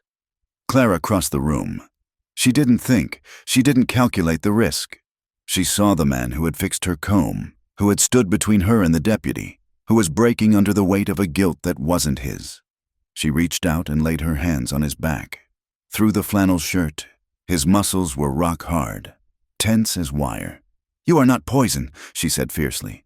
"You are the only decent thing in this entire valley." Eli turned around. The movement was abrupt, catching her off guard. He looked down at her, and the raw pain in his face tore at her heart. "They will kill you too," he whispered. "If you stay."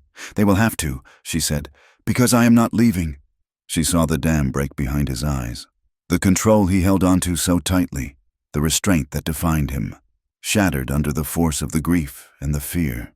He reached for her. His hands gripped her arms, pulling her to him. It wasn't gentle.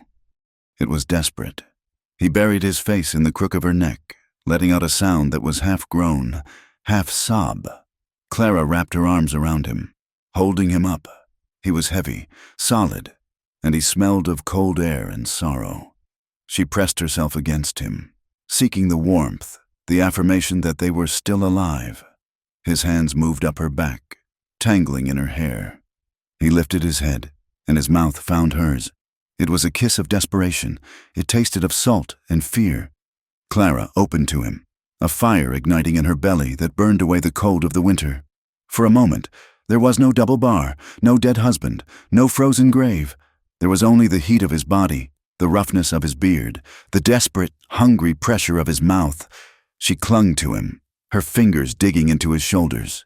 She wanted this. She wanted to be consumed by it. Then, the fear struck her. It wasn't fear of him. It was fear for him. Everyone who stands next to me ends up bleeding. If she loved him, and God help her, she was falling in love with him.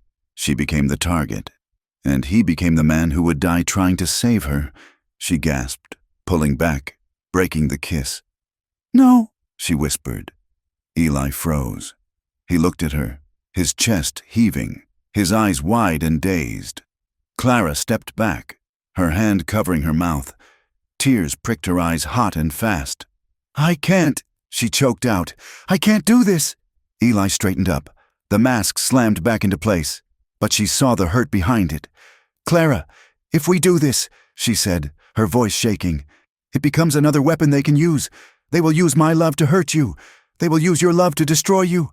I cannot be another thing you have to die for. Eli!" She turned and ran to the door of the tack room, slamming it shut behind her. She slid down to the floor, pressing her hands over her ears, sobbing quietly as she listened to the silence from the kitchen.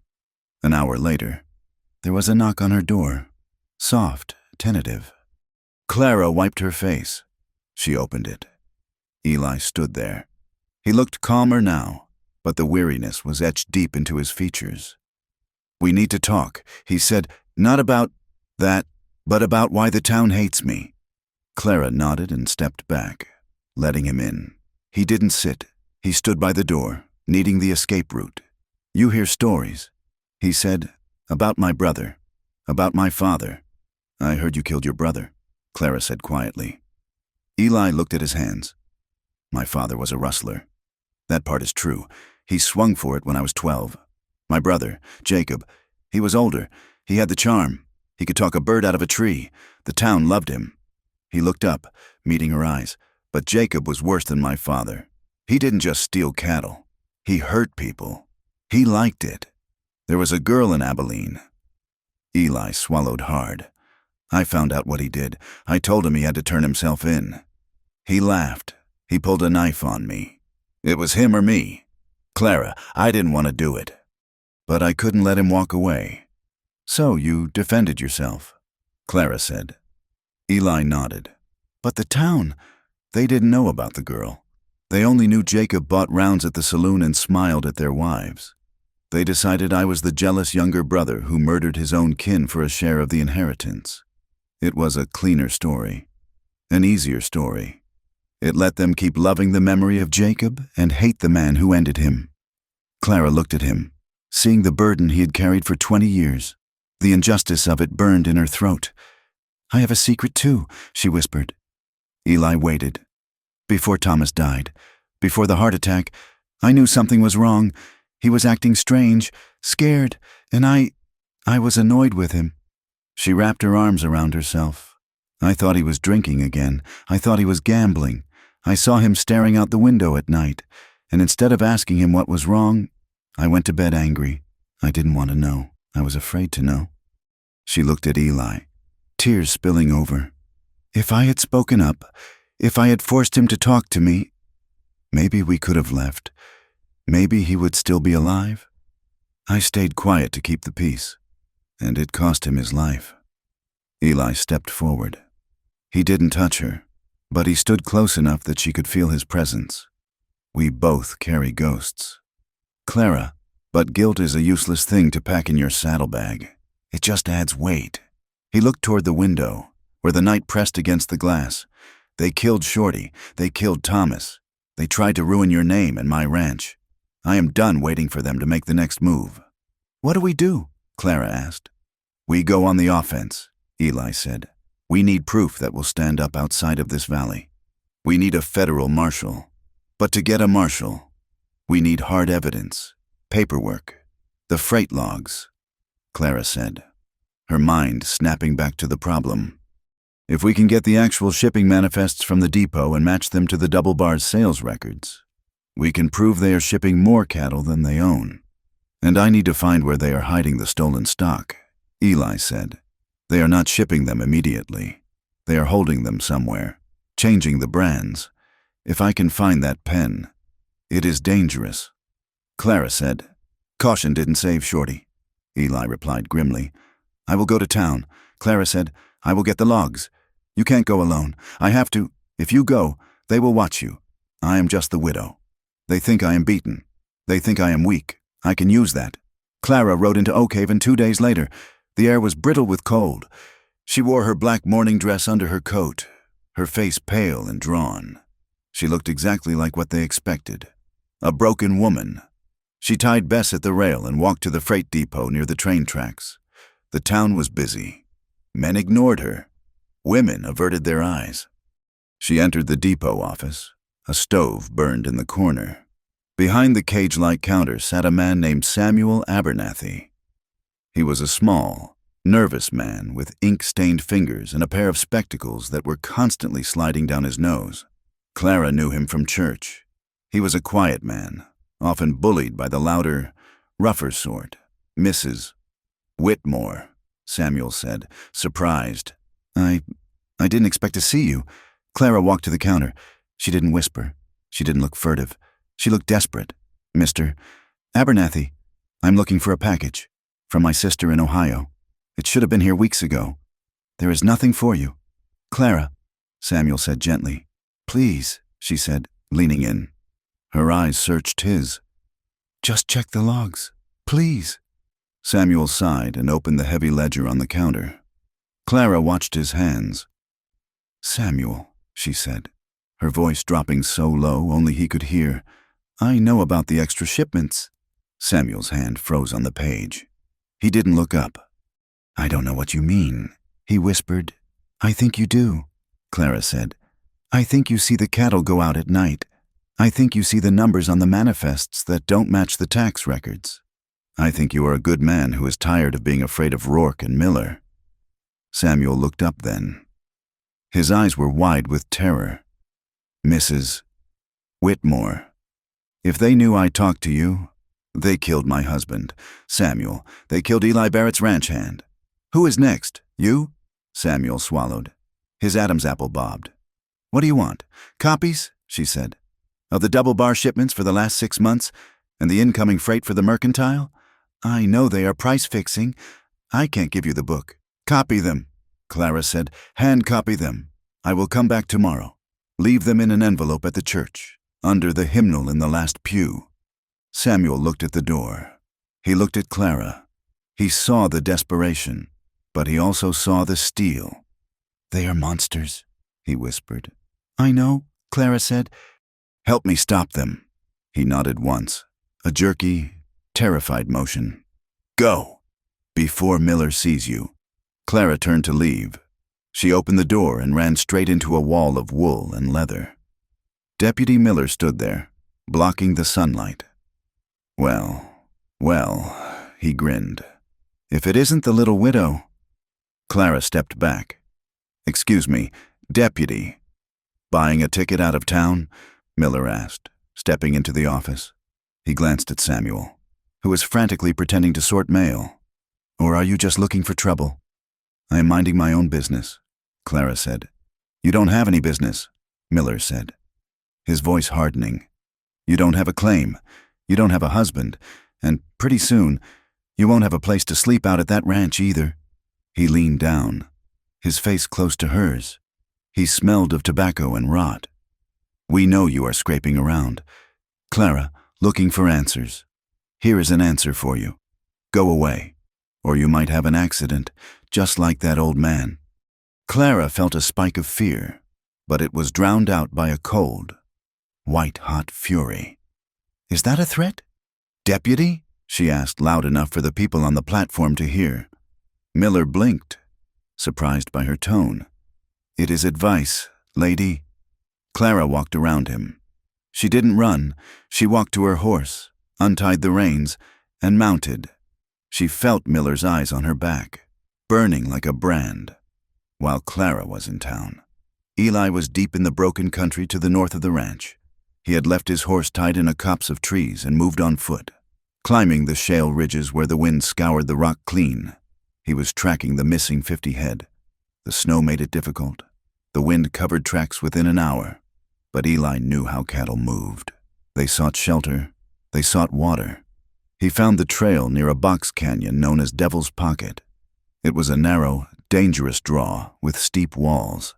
Most ranchers avoided it because it was a box trap.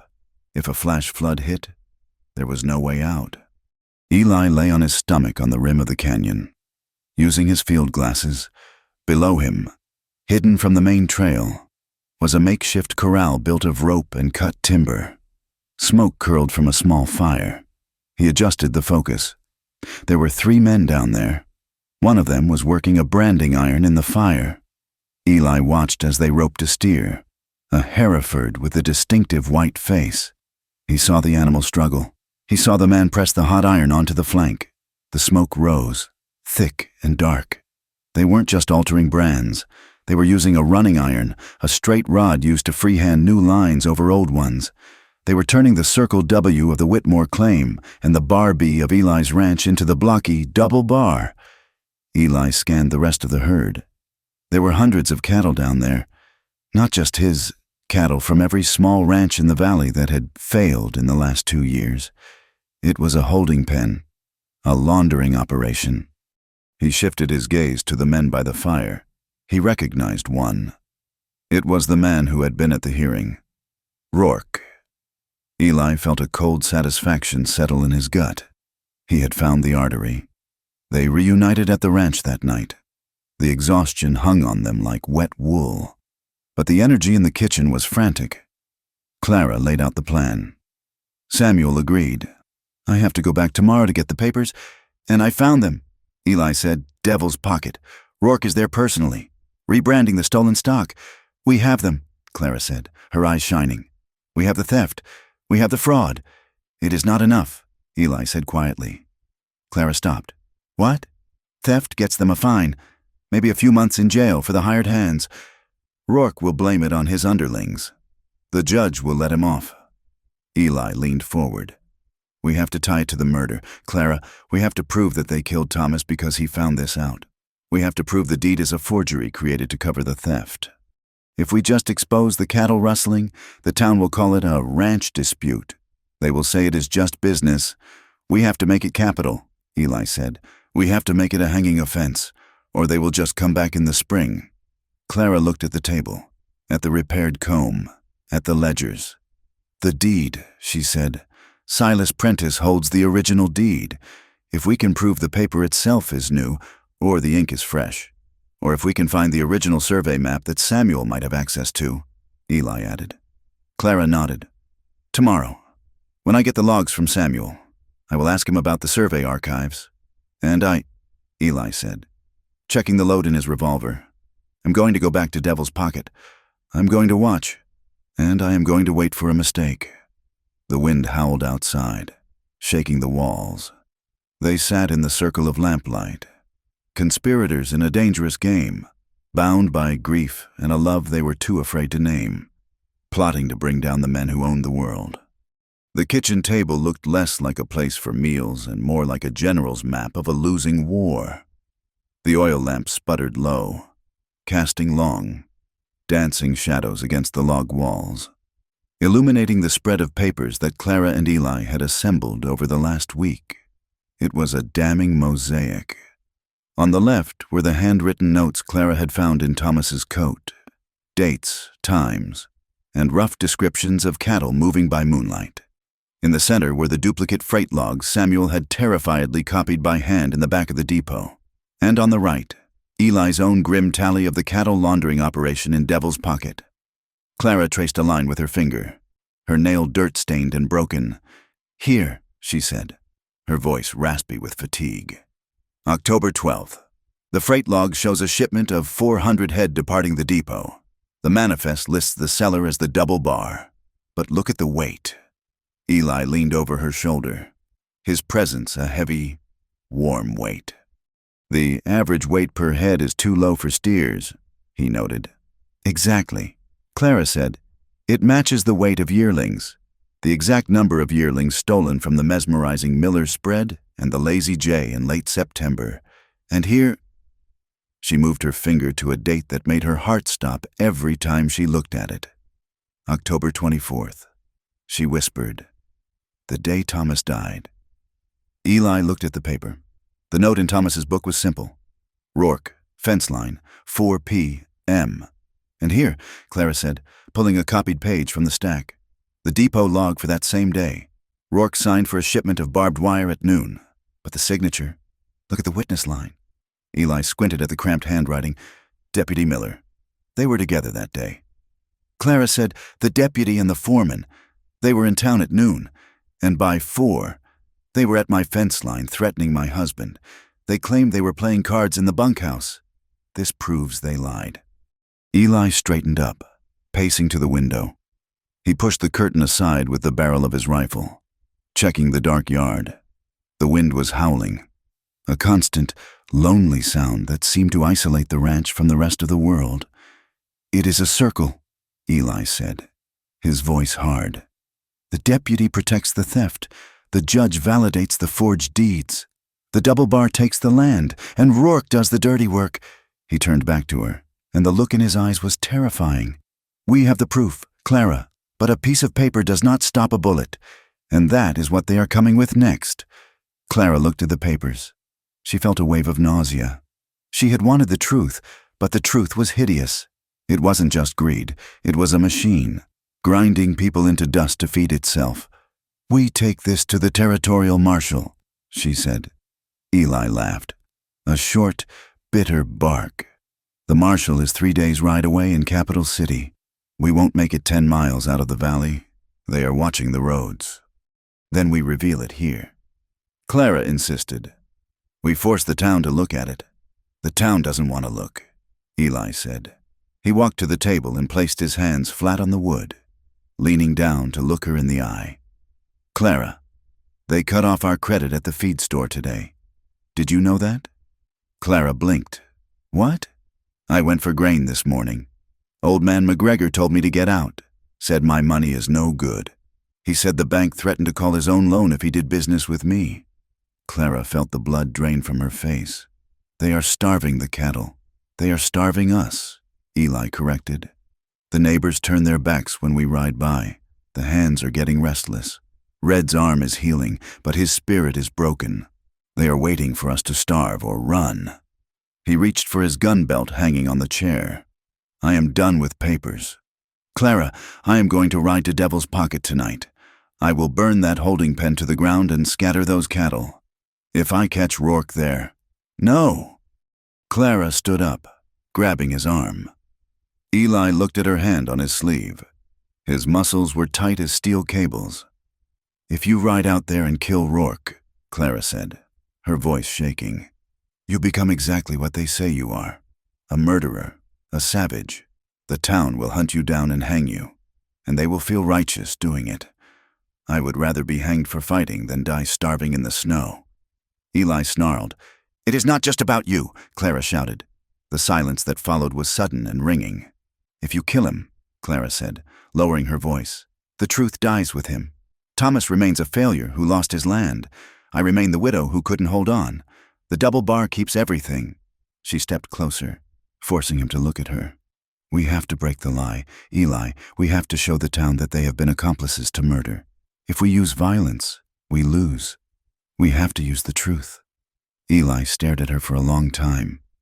The rage in his eyes slowly cooled, replaced by a deep, aching exhaustion. He covered her hand with his own. "You are asking me to stand still while they shoot at us," he said softly. I am asking you to be the man they say you cannot be. Clara answered, I am asking you to be better than them.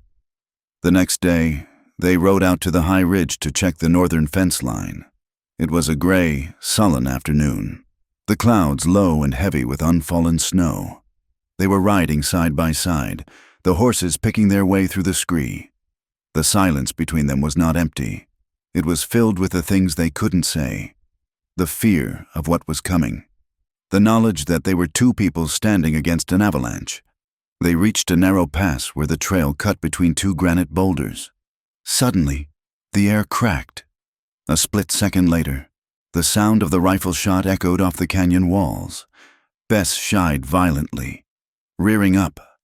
Clara screamed, clutching the saddle horn. A spray of rock fragments exploded from the boulder inches from her head, stinging her cheek. "Get down!" Eli roared. He launched himself from his horse, not away from the danger, but toward her.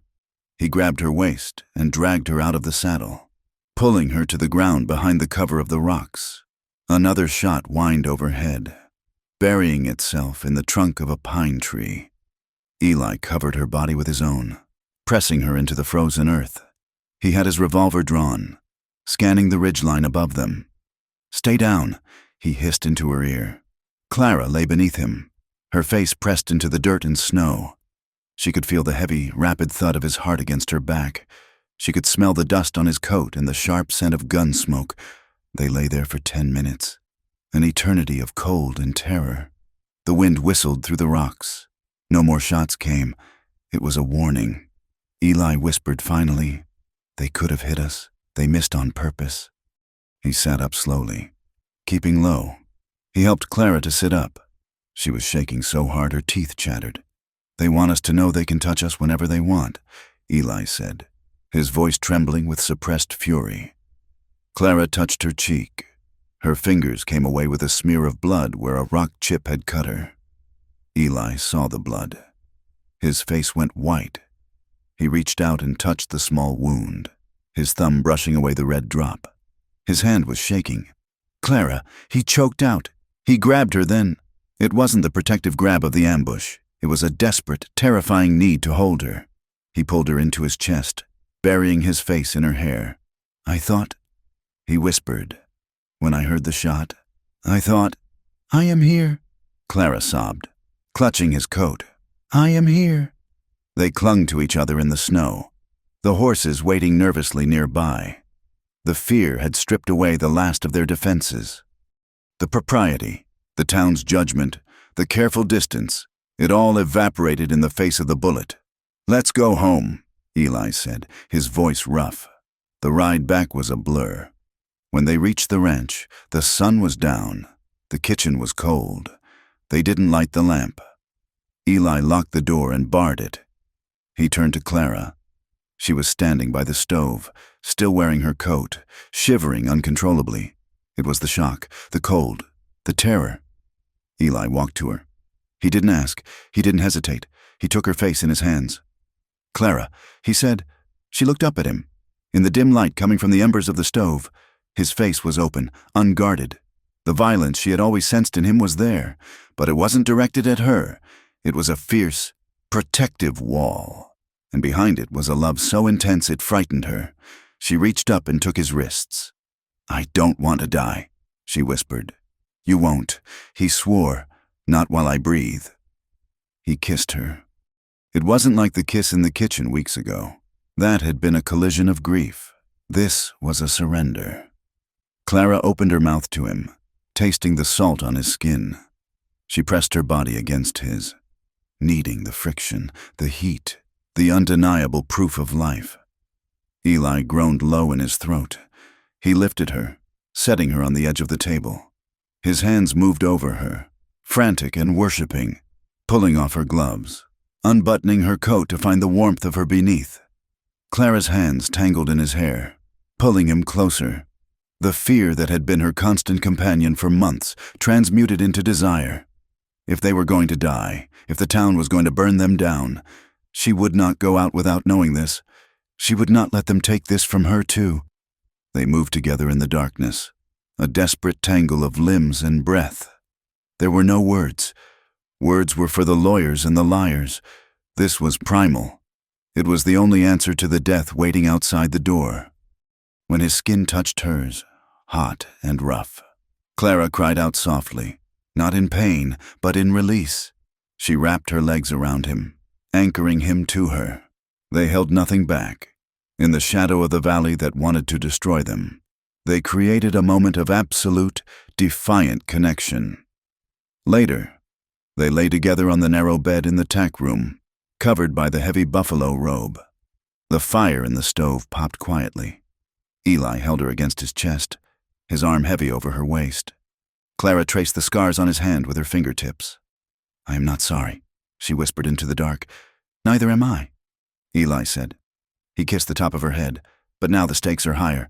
He said, "Before, I was fighting for my land and your justice. Now I'm fighting for my life," he said, "because you are my life now. Clara, the morning brought a hard, bright sun that hurt the eyes." The tenderness of the night before was packed away, hidden deep in their chests, fueled by a new, steely resolve. "We have to finish this," Clara said over breakfast. "We need the final link, the receipt from the supply run that ties the deputy to the stolen wire." Samuel said he found it.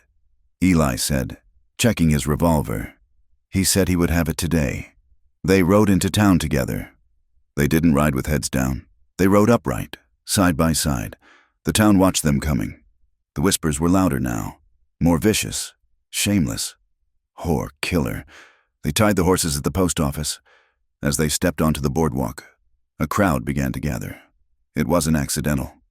Sheriff Brady stepped out of the saloon, followed by Deputy Miller and Rourke.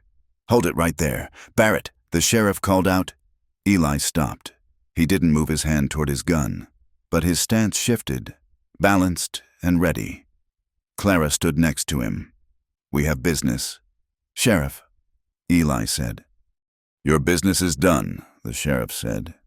He was a man who had once been decent, but years of looking the other way had eroded his spine. "We have a sworn complaint."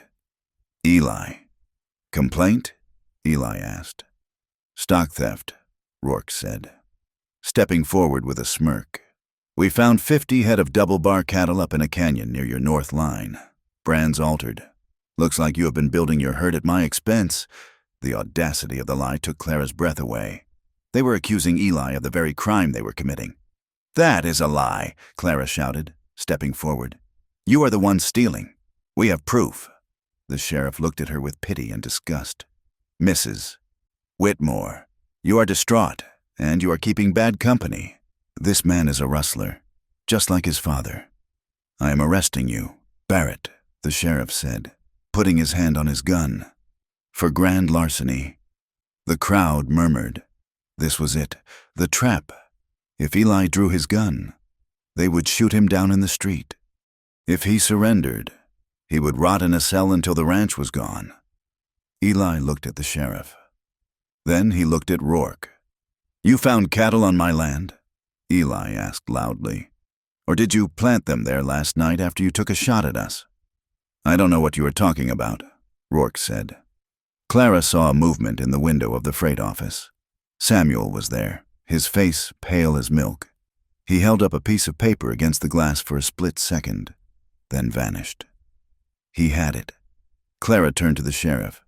"You want to talk about theft? Let's talk about the freight records. Let's talk about the missing pages from the county deed book."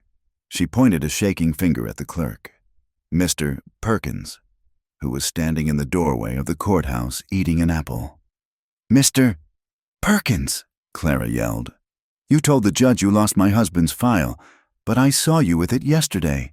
I saw you hand it to Silas Prentice." The crowd turned to look at the clerk. Perkins choked on his apple. I did no such thing. You are a liar," Clara screamed. "And everyone here knows it. You are all letting them steal our lives because you are too afraid to speak up." The crowd shifted. Unease rippled through them. Clara wasn't acting like a broken widow. She was acting like a prosecutor. "That is enough," Deputy Miller shouted, stepping toward her. "Grab her." "Sheriff, She is disturbing the peace. Eli stepped in front of her. His voice dropped to that low, grinding rumble. You touch her, Miller, and I will disturb your peace permanently. The standoff held for 10 seconds. Then, the door of the freight office opened. Samuel Abernathy stepped out. He looked like he was going to faint, but he walked straight to Clara. He didn't speak. He simply pressed a folded piece of paper into her hand and walked away, disappearing into the alley. Clara unfolded it. It was a freight receipt, dated October 24th. Received 50 spools barbed wire. Signed, Deputy C. Miller. For Double Bar Ranch. It proved the deputy was working for the cattle outfit on the day of the murder. Clara held it up. I have it, she cried. I have the proof. Rourke's face went dark. Arrest him, he roared at the sheriff. Shoot him if he resists. We are leaving, Eli said. He grabbed Clara's arm and backed them toward the horses. The sheriff hesitated. The crowd was confused, their certainty shaken by Clara's accusation and Samuel's strange behavior. In the confusion, Eli swung into the saddle and pulled Clara up behind him on his horse. Bess had been spooked by the shouting. Go, Eli shouted. Kicking the horse, they galloped out of town, leaving the mob shouting in the dust. They made it back to the ranch as the sun began to dip. The adrenaline was crashing, leaving them exhausted. They know we have it, Clara said, clutching the paper. Samuel gave us the key. Eli paced the kitchen. They won't wait for a warrant now. They will come tonight. Rourke saw the paper. He knows it ties him to the deputy and the timeline. We have to leave, Clara said. We have to ride to Capital City. Tonight, we can't, Eli said. The horses are blown. They need rest before a 3-day ride through the snow. We leave at first light. He went to the gun cabinet and took out every weapon he owned. He loaded the rifles. He handed Clara a shotgun. If they come, he said, we hold the house. It is log. It will stop bullets. They sat in the dark kitchen, watching the moon rise over the snow. The silence was heavy. Clara reached out and took Eli's hand. I love you, she whispered. Eli squeezed her fingers. I know. The smell hit them first. It wasn't the smell of wood smoke. It was the sharp, chemical stench of kerosene. Eli's head snapped up. The barn! A flicker of orange light danced against the kitchen window. Then, a roar. They ran to the back door. The main barn. A massive structure of seasoned pine filled with 3 tons of winter hay. Was a wall of flame. The horses! Clara screamed. The ranch hands were already running from the bunkhouse, shouting. They ran into the yard. The heat was intense, searing their faces. The fire was roaring, climbing the walls with terrifying speed. Inside, the horses were screaming, a high, shrill sound of pure terror. Open the doors, Eli yelled, sprinting toward the inferno. He grabbed the heavy handle of the main door. It was hot to the touch. He yanked it open. Smoke billowed out, thick and black. Get them out, Eli roared, plunging into the smoke. Clara didn't think. She wrapped her shawl over her mouth and ran in after him. The inside of the barn was a nightmare of orange light and shadows. Sparks rained down from the loft where the hay was burning.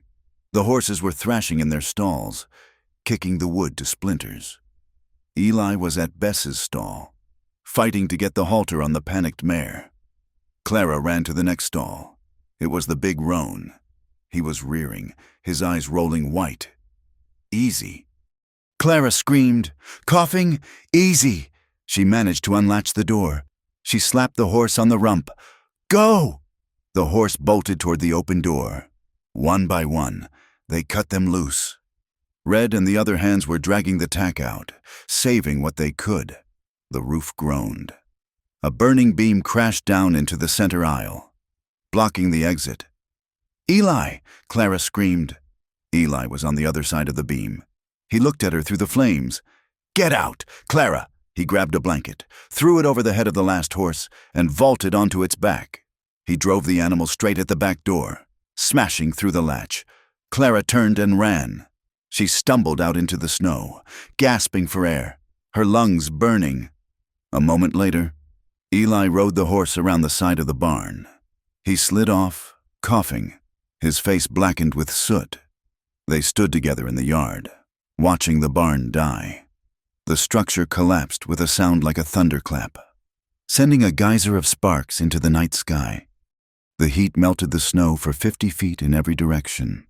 "They burned it," Clara said, her voice hollow. "The winter feed, the saddles, the tack. They stood in the wreckage of their livelihood. Without the hay, the cattle would starve. Without the barn, the ranch was crippled." Eli wiped the soot from his eyes. He looked at the burning pile. Then he looked at the house, which stood untouched in the shadows. "They want us to fight the fire," he said quietly. "They want us to spend the night hauling water, trying to save the boards and the nails." He turned to the hands. "Let it burn." Red looked at him. "Boss, let it burn," Eli shouted. "Get the horses into the corral, secure them, but let the damn barn burn." He turned to Clara. He grabbed her shoulders. His eyes were wild, brilliant in the reflection of the fire. "They think this hurts me," he said. "They think burning my property makes me weak." He looked at the fire, then back at her. "I don't care about the wood. Clara, I don't care about the hay. I care that you are alive." Clara looked at him. She saw the man she loved standing in the ashes of his life, and he looked liberated. The fear of losing the ranch was gone because the ranch was effectively gone. All that was left was the truth. She reached into her pocket. The receipt was still there. "We have the horses," she said. "Yes," Eli said, "and we have the proof." Eli looked toward the town, invisible in the dark distance. "Tomorrow is the livestock auction," he said. "The whole town will be there. The judge, the sheriff, Rourke. They will be auctioning off the cattle they stole. Then we go to the auction." Clara said. She wiped her face. Her hand came away black with soot. She didn't wipe it off. She smeared it across her cheek like war paint. "We go," Eli said, "and we burn them down." The part ended with them standing in the orange glow, the fire roaring behind them, casting long shadows that stretched all the way to Oak Haven. They were ruined, they were exhausted, and they were terrifyingly free. The livestock auction in Oak Haven was the heartbeat of the local economy, a monthly ritual of noise, dust, and commerce, held in the wide corral behind the train depot. It was where prices were set, where neighbors judged one another's stock, and where the hierarchy of the valley was enforced. On this particular Wednesday, the air was crisp, the sky a piercing, indifferent blue. The corrals were full. Men in heavy coats sat on the top rails, smoking and spitting, while the auctioneer's voice rattled like a drum.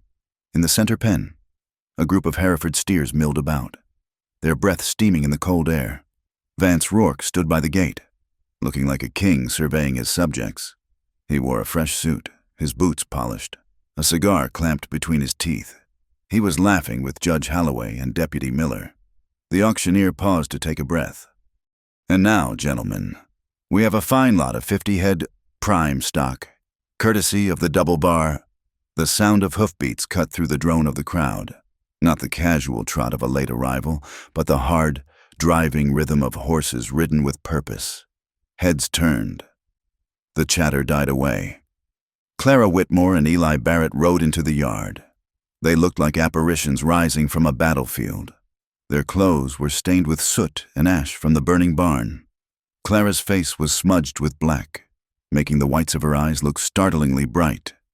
Eli rode beside her, his face a mask of grim determination, his rifle scabbard empty because the Winchester was resting across his saddle horn. They did not stop at the edge of the crowd.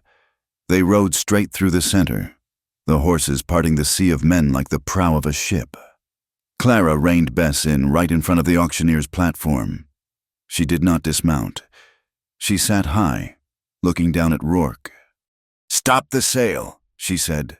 Her voice was not a scream. It was a command, clear and ringing in the sudden silence. Rourke's smile didn't falter, but his eyes went cold. "Well now," he said, pitching his voice for the crowd. "If it isn't the widow and her guardian angel. You two look like you have been playing in the fireplace." "We are here to return stolen property," Clara said. "Those cattle in the pen, they are not yours." A murmur ran through the crowd. Accusing a man of rustling in a public forum was a dangerous game. Rourke laughed, shaking his head. You are confused. Darlin', those are double-bar steers. Look at the brand. I know the brand. Clara said, I know you burned it over the Circle W and the Bar B, just like I know you burned down Eli's barn last night to try and stop us from coming here. The crowd shifted. The news of the fire hadn't reached town yet. Sheriff, Rourke barked, get this woman out of here. She is hysterical. She is disturbing the peace. Sheriff Brady stepped forward, looking uncomfortable. Now, Mrs. Whitmore, you best climb down and go home. You are making a scene. I am making a record, Clara said. She reached into her saddlebag and pulled out a sheaf of papers. She held them up. October 12th. She read loud enough for the back row to hear. 400 head shipped from this depot. Seller listed as double bar. Average weight, 600 pounds. She looked at the rancher nearest her. A man named Unsuspecting Jensen. Mr. Jensen.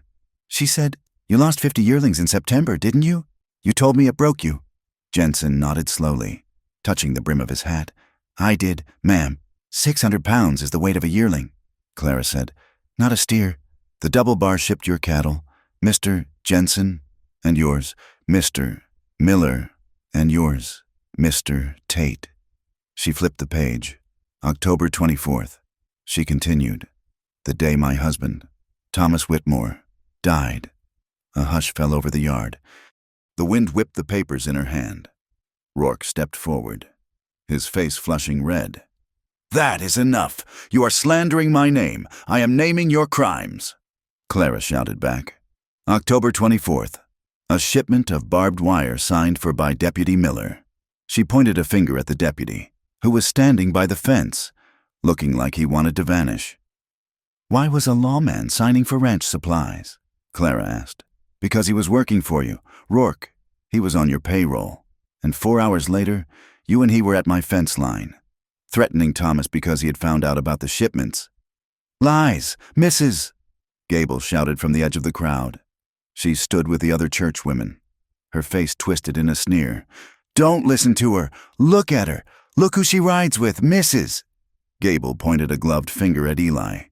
She is living in sin with a murderer, she shrieked. She sleeps in his bed.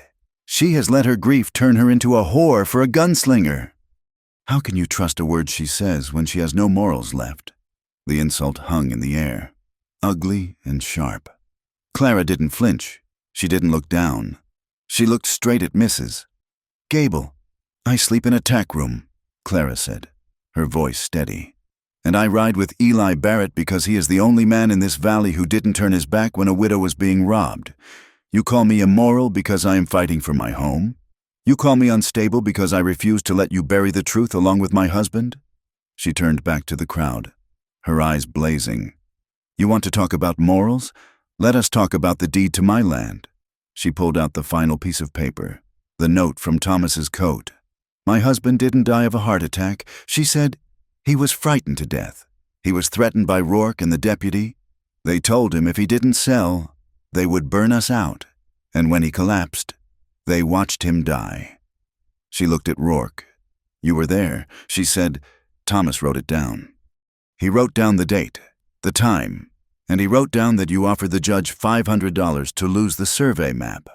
The judge, standing on the platform, went pale. This is preposterous, Judge Holloway sputtered. I will hold you in contempt. Eli moved then. He didn't draw his gun. He simply nudged his horse forward, placing himself between Clara and the men on the ground. He rested his hands on the saddle horn, looking down at them with a gaze that was heavy with history. He didn't say a word. He didn't have to. His presence was a reminder of what happened when men were pushed too far. He was the barrier, the stone wall. The crowd was fracturing. The blind prejudice that had protected Rourke for so long was cracking under the weight of the specifics. Dates, weights, signatures. Men were looking at their boots, then at Rourke. You helped the wrong men, a voice said from the back. It was Jensen. He climbed down from the fence. If those weights match, he said, looking at Rourke, then you sold my stock. Rourke's eyes darted around the yard. He saw the shift. He saw the anger turning away from the widow and toward him. "Arrest them!" Rourke screamed at the sheriff. "They are armed! They are dangerous!" Deputy Miller, panic rising in his eyes, drew his revolver. "Drop the gun!" "Barrett!" Miller yelled, his hands shaking. "Get down on the ground!" Eli didn't move. He looked at the deputy's gun barrel. "Put it away." "Miller," Eli said softly, "before you do something you can't undo." "I said drop it," Miller screamed, thumbing back the hammer. The tension snapped tight as a bowstring. The crowd scrambled back. This was the moment. The law was no longer a shield. It was a weapon in the hands of a frightened, corrupt man. "Stop!" The voice came from the depot platform. A man in a dark gray suit, carrying a leather satchel, walked down the stairs. He walked with the authority of someone who didn't answer to local judges. He stepped into the corral, ignoring the mud on his polished shoes. "I am Arthur Sterling," the man announced, "Regional Auditor for the Union Pacific Railroad." He walked up to Clara's horse. "May I see those logs, ma'am?" he asked. Clara handed them down. Sterling put on a pair of spectacles and scanned the pages. The silence in the yard was absolute. Even Miller lowered his gun slightly. Sterling looked up. He looked at the judge. He looked at Rourke. "These are accurate transcriptions of the company ledgers," Sterling said, "and they show a clear pattern of freight fraud. The weights listed here constitute a federal crime involving interstate commerce." He turned to the sheriff. "Sheriff Brady," Sterling said, his voice cold, "these records implicate the Double Bar Cattle Company in the transport of stolen goods across territorial lines. And they implicate your deputy in the falsification of receipts." The sheriff looked at Miller. He looked at Rourke, who was now sweating profusely. The sheriff had been a weak man, a man who looked the other way, but he was not a man who wanted to go to federal prison. He took a deep breath. He stepped toward his deputy. "Give me the gun, Miller," the sheriff said. Miller stared at him. "Sheriff, give it to me." The sheriff barked. "Now." Miller's hand wavered. For a second, Clara thought he might shoot. Eli shifted his weight, ready to launch himself from the saddle. Then Miller crumbled. The fight went out of him. He handed the gun to the sheriff. Sheriff Brady turned to Rourke. "Vance Rourke, you are under arrest," he said. Rourke didn't go quietly. He lunged for his own horse, trying to scramble into the saddle. Eli was faster. He spurred his horse forward, cutting Rourke off, forcing the foreman back against the fence. "It is over," Eli said. Rourke looked up at him, snarling. "This isn't justice. Barrett, it is just paperwork." "It is enough," Eli said. The victory was not a parade. It was a slow, grinding process of bureaucracy. In the weeks that followed, the town of Oak Haven was turned inside out. A circuit judge arrived to preside over the hearings. Rourke and Miller were held in the county jail. Judge Holloway resigned in disgrace and left on the midnight train. The Double Bar's assets were frozen. The stolen cattle were identified by brand and returned to their owners. Though many had already been sold, Clara got her land back. The deed was formally reinstated. The lien declared void due to fraud.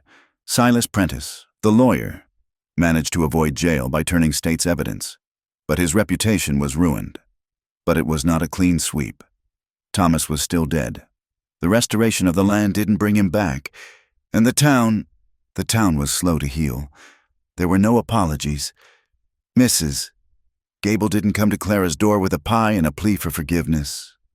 The shopkeepers who had refused her credit simply nodded to her when she walked in, as if nothing had happened.